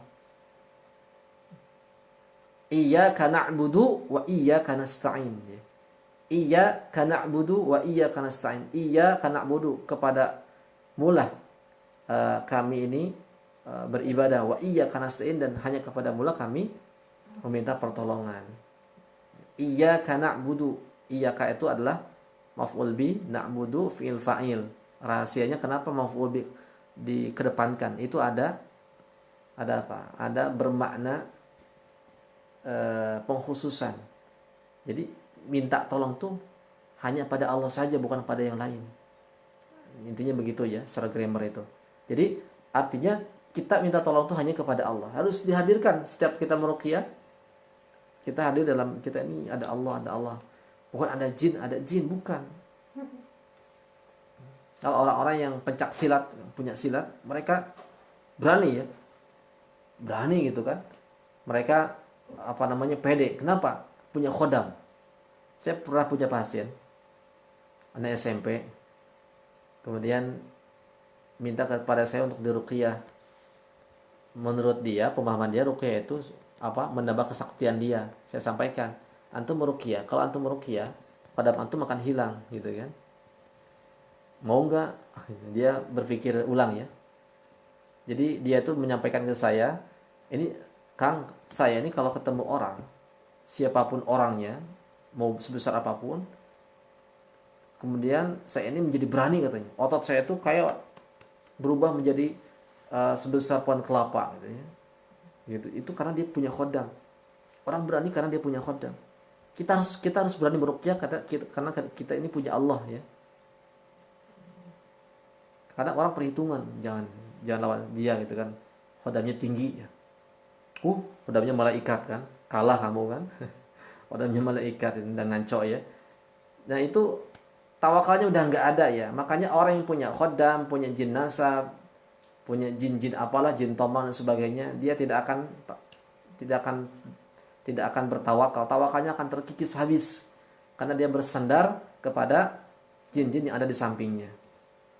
Praktisi ruqyah syar'i, dia harus bersandar kepada Allah SWT. Sembuh gak sembuh, ya. Sembuh gak sembuh gak apa-apa. Yang penting kita ini minta pertolongan pada Allah. Jangan sampai kita malu, ini nggak sembuh nih ketika diruqyah. Jangan, ya nggak apa-apa. Urusan sembuh itu hanya Allah. Kita yang penting mengobati, dakwah, udah selesai. Urusan sembuh nggak sembuh kita kembalikan kepada Allah. Saya meruqyah nggak semuanya mulus, kadang juga nggak sembuh, kadang sembuhnya lama, ya. Kadang sembuhnya lama. Tapi karena terus gitu ya. Kalau kita terus, nanti Allah kasih kemampuan lebih insya Allah ya. Ini saya rasakan kalau kita istiqomah dalam dakwah ruqyah ini, Allah kasih kemampuan lebih. Nanti Allah akan bukakan semacam ilmu-ilmu yang ya tiba-tiba muncul aja gitu. Ada teknik-teknik yang nanti bermunculan, teknik-teknik yang mudah, yang dulunya sulit untuk mengeluarkan, sekarang jadi mudah untuk mengeluarkan jin. Nah, itu faktor kita nih ikhlas, kita berusaha untuk ikhlas, kita berusaha untuk mencari perlindungan, pertolongan kepada Allah Subhanahu wa taala. Itu benteng yang kedua. Ataupun pondasi yang kedua. Pondasi ruqyah yang berikutnya yaitu adalah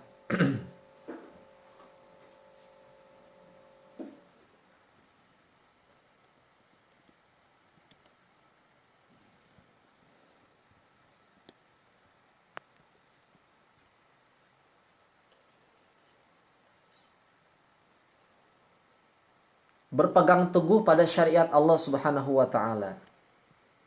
Ini pondasi yang ketiga. Kita harus berpegang teguh pada syariat Allah Subhanahu wa taala. Jadi, artinya apa? Kita ini kalau mau berbuat, lihat syariat. Hukum halal, haramnya apa? Ada halal, ada haram gitu ya. Di situ ada mubah. Kita lihat dulu syariat. Berpegang teguh pada syariat Allah Subhanahu wa taala. Ketika kita melangkah di situ ada kemusyrikan, stop udah. Itu berpegang teguh pada syariat. Ketika kita melaksanakan proses ruqyah, perhatikan adab-adabnya dan kemudian hal-hal yang tidak menyimpang. Seperti ketika meruqyah, yang diruqyah itu harus menutup aurat. Kemarin ada teman-teman tuh ya, yang praktekkan teknik saya, ya kalau misalkan keluarga nggak apa-apa menutup aurat, tapi kalau dipublis harus tutup aurat ya, walaupun nenek-nenek. Suruh pakai mukena. Itu mengobati dalam keadaan berpegang teguh pada syariat. Hati-hati ketika meruqyah perempuan, jangan sampai berdua-duaan, berkhalwat, berdua-duaan, harus ada mahram di situ. Kemudian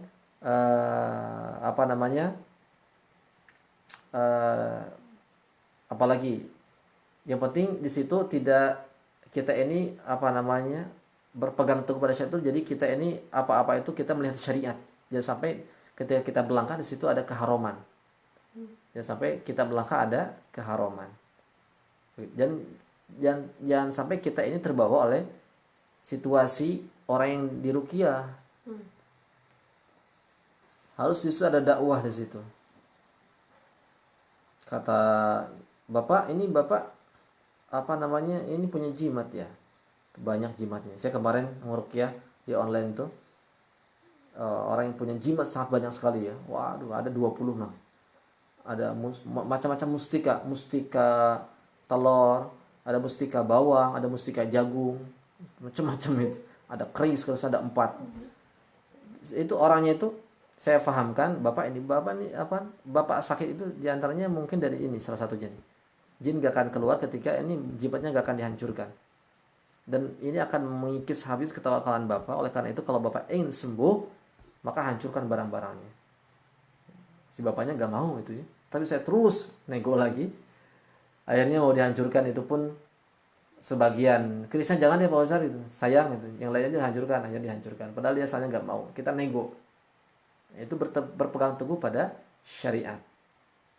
Ketika ada syaitan, jangan takut, itu juga berpegang teguh pada syariat. Setan itu adalah sesuatu yang harus dilawan, bukan ditakuti. Bukan ya, setan itu adalah sesuatu yang harus dilawan. Kita ketemu syaitan, jangan takut tapi harus dilawan.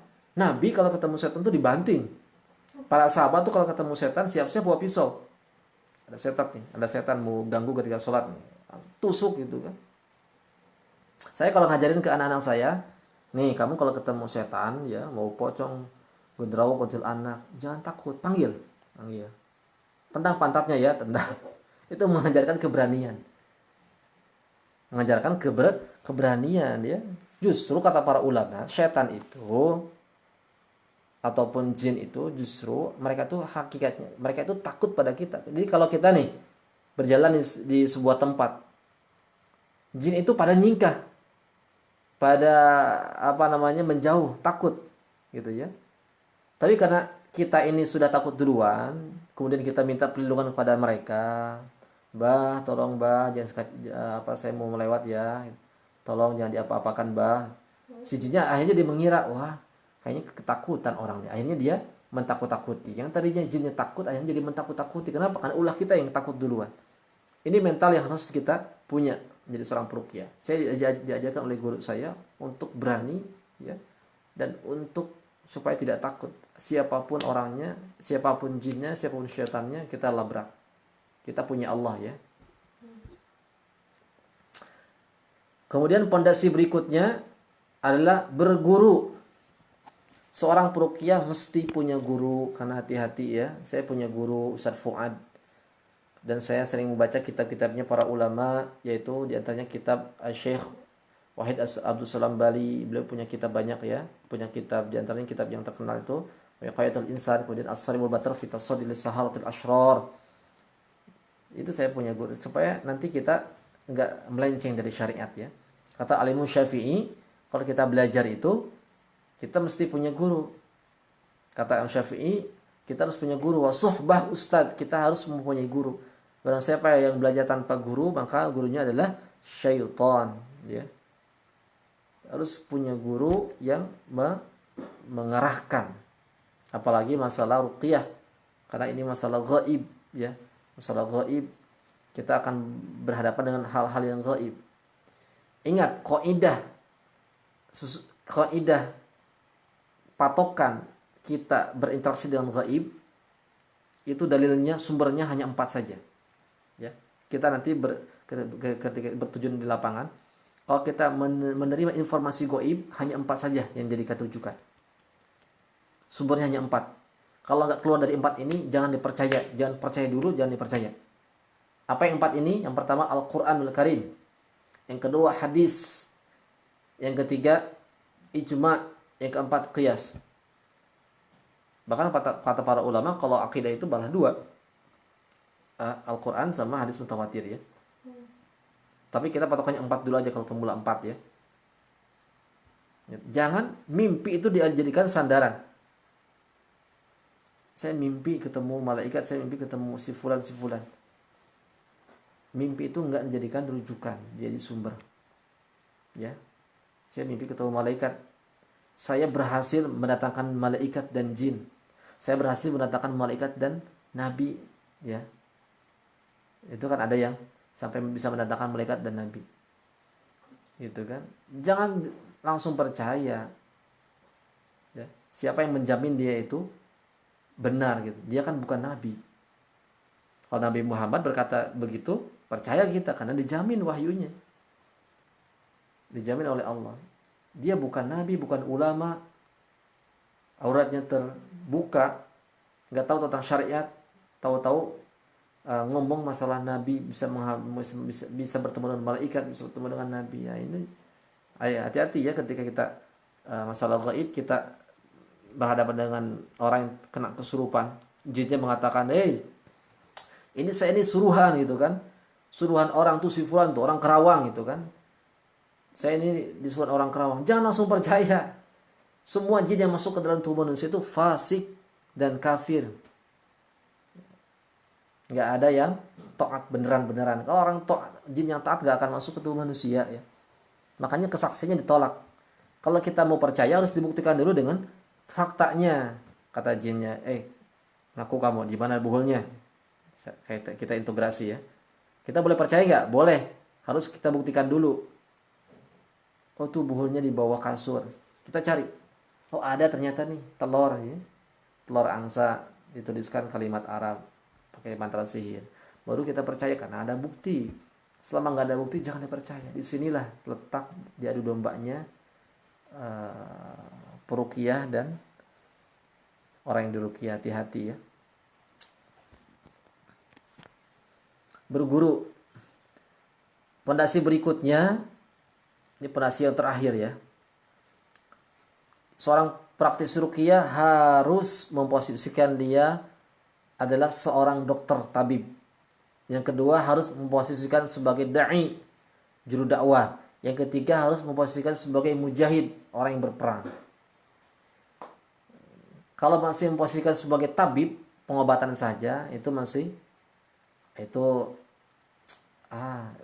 ruqyahnya ruqyah ala kadarnya ya. Yang penting jinnya keluar udah selesai. Ya nggak apa-apa sebenarnya sih. Tapi di situ kurang kuat lah, itu bukan ruqyah handal. Ruqyah handal, ruqyah hebat, ruqyah yang sesuai dengan sunnah itu adalah ruqyah yang dia mengobati orang, dia juga berdakwah, dia juga berperang melawan musuh-musuh Allah. Itu yang hebat. Kalau cuman ruqyah muntah udah selesai, ruqyah muntah selesai, urusan balik lagi kita nggak mau tahu gitu kan. Urusan akidahnya benar nggak benar kita nggak mau tahu, yang penting dia muntah keluar udah selesai. Nggak begitu. Ruqyah yang handal, ruqyah yang benar-benar yang kita mencontoh para ulama. Ini saya mencontoh daripada Syekh Wahid Al-Salambari. Itu beliau mengajarkan bahwasanya seorang peruqyah itu mesti berdakwah ketika dia berhadapan dengan pasien yang lemah akidahnya. Dia sudah berobat kemana-mana sampai ke dukun, kita sampaikan, ibu, bapak, dukun itu nggak boleh kita tanyai karena kita bisa syirik, soalnya kita nggak diterima. Kita sampaikan dakwah di situ. Jangan malu, justru kalau kita sebagai yang ngobatin, mereka akan dengar kok. Kita dakwahi, jinnya kita dakwahi juga, suruh masuk Islam. Jangan dibakar terus ya. Dakwahi dulu, kalau nggak mau kalau tidak mau masuk Islam ya nggak apa-apa. Suruh keluar. Kita sebagai mujahid, orang-orang yang berperang, ya. Berperang melawan siapa? Syaitan. Ingat tadi kan? La uzayyina wa la ughwiyannahum ajma'in. Janji iblis akan menyesatkan ajma'in, seluruh umat manusia. Itu pernyataan iblis, pernyataan permusuhan iblis dari dulu sampai sekarang dan sampai hari kiamat. Berarti kita harus memposisikan kita ini adalah orang yang sedang berperang dengan musuh-musuh iblis. Makanya ketika ketemu syaitan, kita nanti pakai teknik-teknik kayak teknik pembakaran, teknik pukulan, teknik penyembelihan, nggak apa-apa, silahkan. Ya, silahkan. Karena memang kita ini sedang berjihad. Ini jin muslimnya mati, ya nggak apa-apa. Walaupun dia muslim, karena dia itu karena masuk ke tubuh manusia, dia seharusnya zalim. Nggak apa-apa, jinnya muslim tapi dia zalim masuk ke tubuh manusia, ketika kita ruqyah dia mati, nggak apa-apa ya, nggak apa-apa. Itu sampai situ, silakan. Ada yang mau ditanyakan? Ini tentang pondasi peruqyah. Penting ya. Sebelum kita berbicara teknik, masalah furu'nya, pondasi kita harus kuatkan. Jangan sampai kita ini menjadi peruqyah tapi kita pondasinya lemah. Jangan sampai kita ketika meruqyah ujungnya kita tidak tahu malah disesatkan oleh jin kan. Hati-hati juga. Jadi kita harus tahu seluk-beluk jin, seluk-beluk permusuhan mereka dari dulunya seperti apa, ya. Pokoknya semua jin-jin yang merasuk tubuh manusia itu mereka anak buah iblis. Anak buah iblis. Otomatis anak buah iblis berarti dia punya pimpinan yang akan ditaati. Siapa? Iblis. Dan kita sudah tahu siasat iblis karena Allah sudah membongkar, yaitu la'ughwiyannahum ajma'in. Itu akan membuat sesat dan akan memperindah setiap kemaksiatan. Dan iblis juga mengakui illa ibadaka minhumul mukhlasin, hanya orang-orang ikhlas yang tidak akan mampu disesatkan. Itu kuncinya. Silakan yang bertanya, ya silakan hidupkan.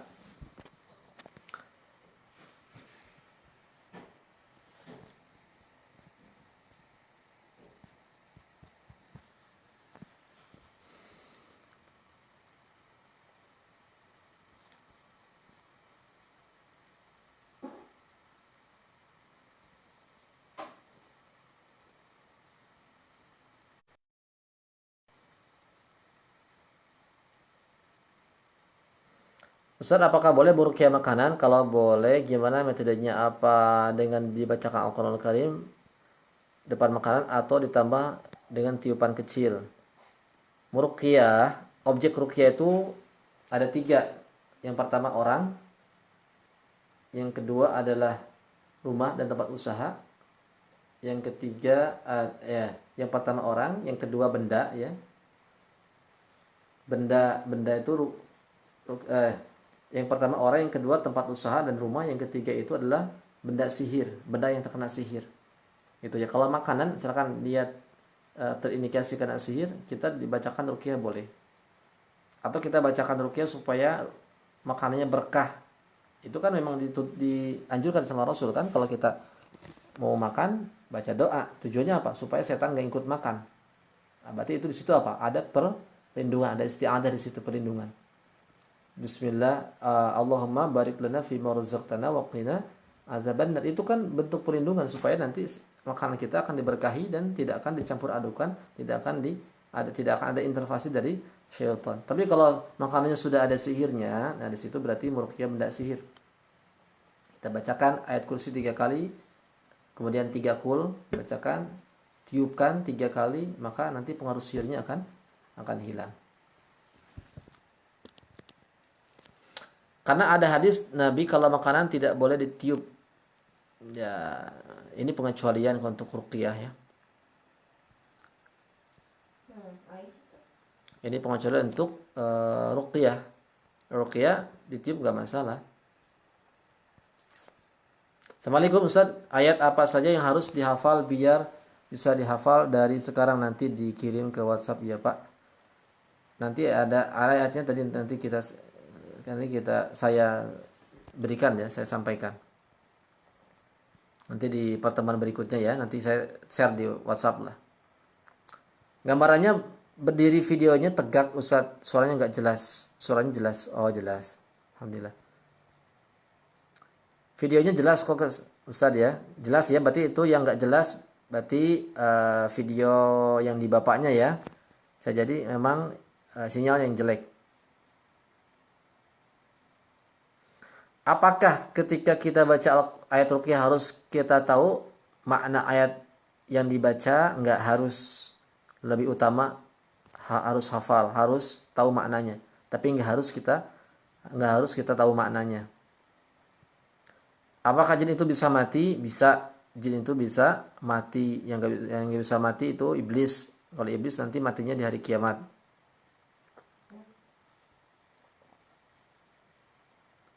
Belajar dari kitab atau via online seperti ini, apa sudah cukup dianggap guru dan murid Ustaz? Insya Allah bisa ya. Insya Allah bisa. Saya mendengar dari Ustaz saya ketika saya belajar hadis. Hadis Sunan Abu Dawud ya, tentang periwayatan hadis. Misalkan nih, ada seorang murid kemudian tidak diakui oleh gurunya, nggak mau si murid ini itu belajar kepada gurunya, tapi maksa belajar. Dia ngumpet di di luar majelisnya. Dia kemudian mendengarkan ucapan gurunya tentang hadis. Masuk periwayatan nggak? Masuk ya. Dia termasuk mendapatkan riwayat dari gurunya karena dia mendengar walaupun gurunya tidak ridho. Boleh. Online juga sama. Online kan kita mendengar walaupun kita menggunakan alat, tapi kita tidak mempunyai keutamaan majelisnya ya, majelis ilmunya, tapi kita mempunyai keutamaan di interaksi ini. Sekarang kan kuliah-kuliah juga udah buka online ya, kayak di Lipia Jakarta ada online-nya juga kan, para masyayikhnya itu sehsenya itu mengisi juga secara online ya. Insyaallah ilmu insyaallah akan didapatkan walaupun dengan cara online. Kita manfaatkan perkembangan teknologi ya. Lebih bagusnya memang kita duduk hadir di majelis ilmu ya. Nanti insyaallah kita ke depannya, saya ada rencana juga kalau nanti selesai masa Covid ini, saya mau mengumpulkan teman-teman yang sudah belajar. Nanti kita akan belajar secara langsung ya, langsung dengan kitab-kitabnya. Saya pernah dengar kalau jin itu gak bisa mati, tapi barusan menyampaikan jin bisa dibakar, dipukul, dan disembelih. Ya, itu jin itu bisa dibakar, dipukul, dan disembelih ya. Apa indikasinya? Ya mereka kesakitan ya. Dan ini pernah dibahas juga di kitab Iqa'idatul Insan, bahwasanya ada ulama yang membahas demikian ya. Membahas tentang apa namanya, pengakuan pasien ketika diruqyah itu. Karena kan seorang orang orang yang terkena gangguan jin, gangguan sihir, dia terkadang bisa mendengar interaksi jin-jin yang sedang menyihirnya itu. Nah, ini ulama ini ada yang apa namanya, mengambil ibrah dari situ. Ketika si pasiennya itu membaca ayat kursi, ternyata banyak jin-jin yang mati gitu. Ya. Yang tidak bisa mati itu iblis ya.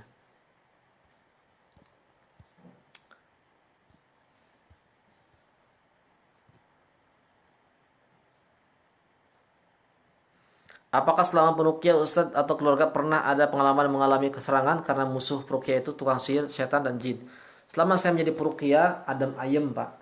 Jangankan dipukul, dicubit aja nggak berasa. Nggak ada, maksudnya nggak ada ya. Nggak ada ya. Insya Allah seorang praktisi ruqyah dia akan dilindungi oleh Allah Subhanahu Wa Taala. Jadi dia akan dilindungi karena dia tidak punya jin, dia tidak punya sihir. Maka dia tidak akan merasakan ketika jin itu mukul, jin itu nyubit, nggak akan berasa. Insya Allah Allah akan lindungi. Saya nggak pernah itu. Tanya aja ke para praktisi ruqyah, pasti nggak akan merasakan serangan-serangan jin ya, serangan-serangan jin ataupun serangan-serangan yang lainnya.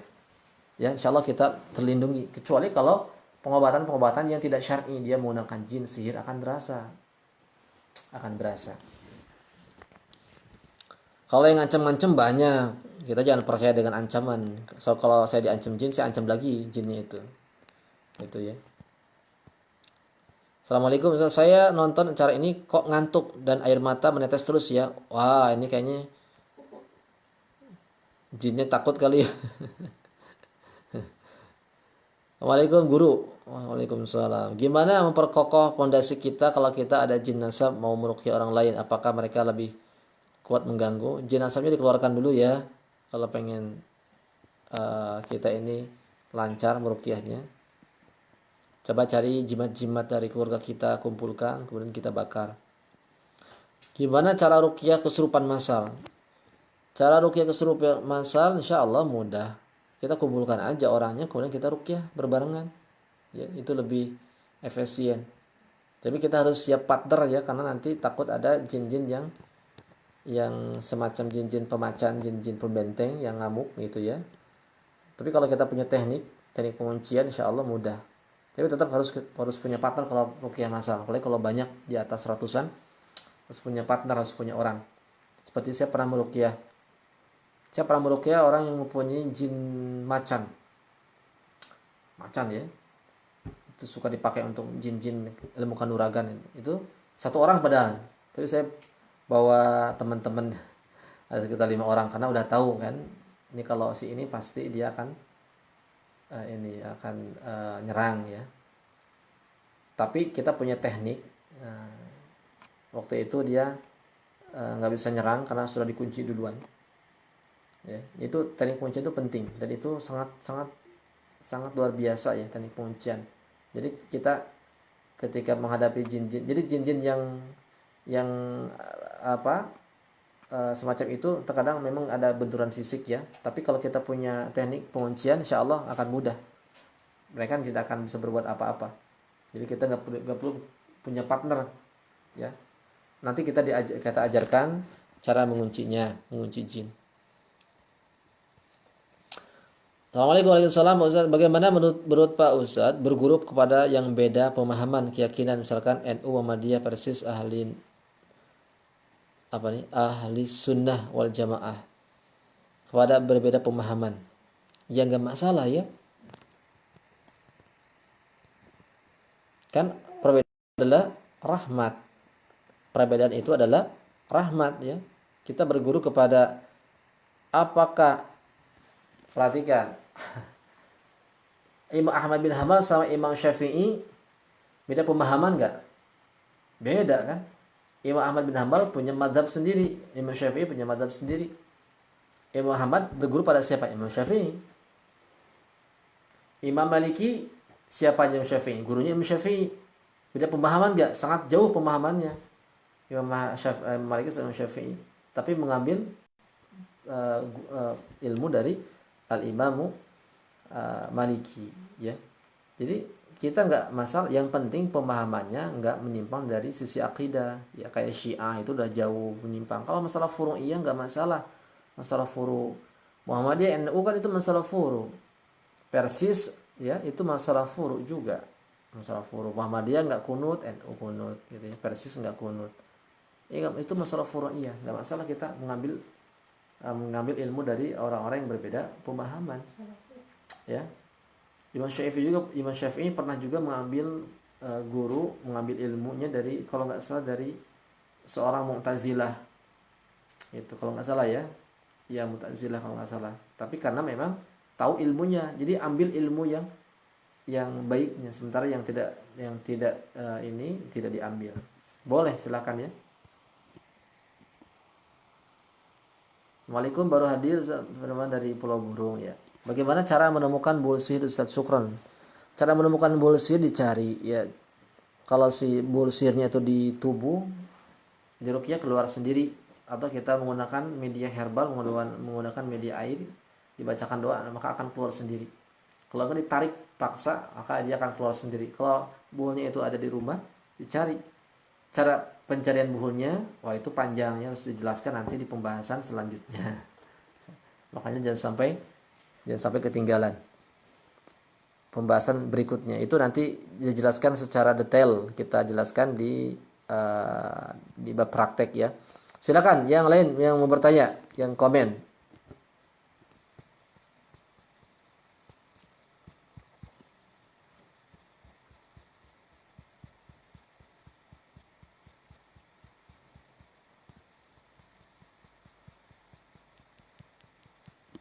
Silakan.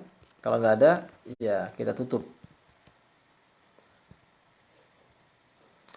Bapak Agus, terapis Jombang. Oh, Bapak Agus terapis ya. Pernah saya meruqyah kesurupan, satu orang bisa memasukkan berganti-ganti, satu bisa dikeluarkan lalu masuk yang lain karakter hewan. Gimana cara untuk menutup portal biar jin nggak masuk lagi? Ya, terkadang memang ketika kita meruqyah itu jinnya memang bermacam-macam, berarti jinnya banyak. Atau misalkan ketika kita meruqyah jinnya keluar, besoknya masuk lagi ya. Bagaimana cara menutupnya? Menutupnya itu ya tadi, benteng keikhlasan, pondasi keikhlasan itu harus ditanamkan kepada. Makanya penting seorang praktisi ruqyah bukan hanya mengobati ya, tapi dia juga menanamkan tentang akidah, ataupun menanamkan tentang keimanan dan ketakwaan kepada orang yang diobati, karena nanti akan jadi benteng. Kita sampaikan sebelum berobat, nasihati dulu, dakwahi dulu orang yang diobatinya, harus senantiasa beribadah kepada Allah, harus bertakwa kepada Allah, jangan sampai meninggalkan sholat ya, jangan sampai meninggalkan perkara-perkara yang diperintahkan oleh Allah. Kita sampaikan, nanti itu dia akan menjadi benteng sebenarnya. Itu ketakwaan dia kepada Allah, ketakwaan yang orang yang kita obati, ketika dia takwa kepada Allah itu akan menjadi benteng. Bisa jadi jin itu masuk lagi, faktor apa? Faktor kemaksiatan dia. Kita ruqyah, masuk lagi, kita ruqyah, masuk lagi. Ternyata orangnya tuh suka maksiat, capek ke kitanya. Kita tanamkan kepada dia supaya dia itu bertakwa kepada Allah. Kita dakwahi dulu. Itu cara menutup portal gaibnya, menutup pintu gaibnya. Yang kedua, baru kita bacakan doa. Doanya apa? La ilaha illallah wahdahu la syarikalah, lahul mulku wa lahul hamdu wa huwa ala kulli syai'in qadir. Allahu nurus samawati wal ard, Allahu nurus samawati wal ard, Allahu nurus samawati wal ard. Tiupkan ke matanya, tiupkan ke sekujur tubuhnya. Gitu ya. Nanti akan tertutup. Kemudian yang diobati oleh kita harus rajin berzikir. Karena kalau nggak rajin berzikir nanti akan kebuka kembali ya. Itu. Saya belum mengerti nih Pak Ustadz. Kenapa belum mengerti Pak Agil? Silakan ditanyakan yang belum mengerti ya. Baru muncul atau gimana? Yang nggak mengerti silakan ditanyakan ya. Silakan yang mau bertanya lagi. Udah cukup barangkali ya, karena ini sudah mau jam 10 ya. Ada lagi yang mau ditanyakan? Silakan. Silakan yang belum like dulu, yang belum share dulu ya, supaya tayangan ini juga bermanfaat tersebar ke tengah-tengah kaum muslimin yang belum menyaksikan. Baik, itu mungkin ya yang bisa saya sampaikan. Ini pertemuan yang kedua untuk pelatihan kali ini. Karena saya ngebahas tentang fondasi ini penting ya, saya khususkan karena itu juga menjadi faktor keberhasilan seorang praktisi ruqyah. Ya. Jadi bukan hanya kita berbicara teknik sama cara saja, tapi fondasi pun harus kita kuatkan. Nah, nanti kalau fondasi sudah kita kuatkan, akarnya kita sudah kuatkan, baru nanti kita beralih ke cabang dan ranting. Cabang ranting pun kita harus kuatkan. Supaya apa? Supaya kita mudah untuk mengeluarkan musuh-musuh Allah ataupun menyembuhkan, mengobati penyakit-penyakit yang diderita oleh pasien kita. Itu mungkin yang bisa saya sampaikan. Mohon maaf apabila ada perkataan yang kurang berkenan. Kita tutup dengan membaca doa kafaratul majlis secara bersama-sama. Subhanakallah wa bihamdika asyhadu an la ilaha illa anta astaghfiruka wa atubu ilaik. Akhirul kalam. Assalamualaikum warahmatullahi wabarakatuh.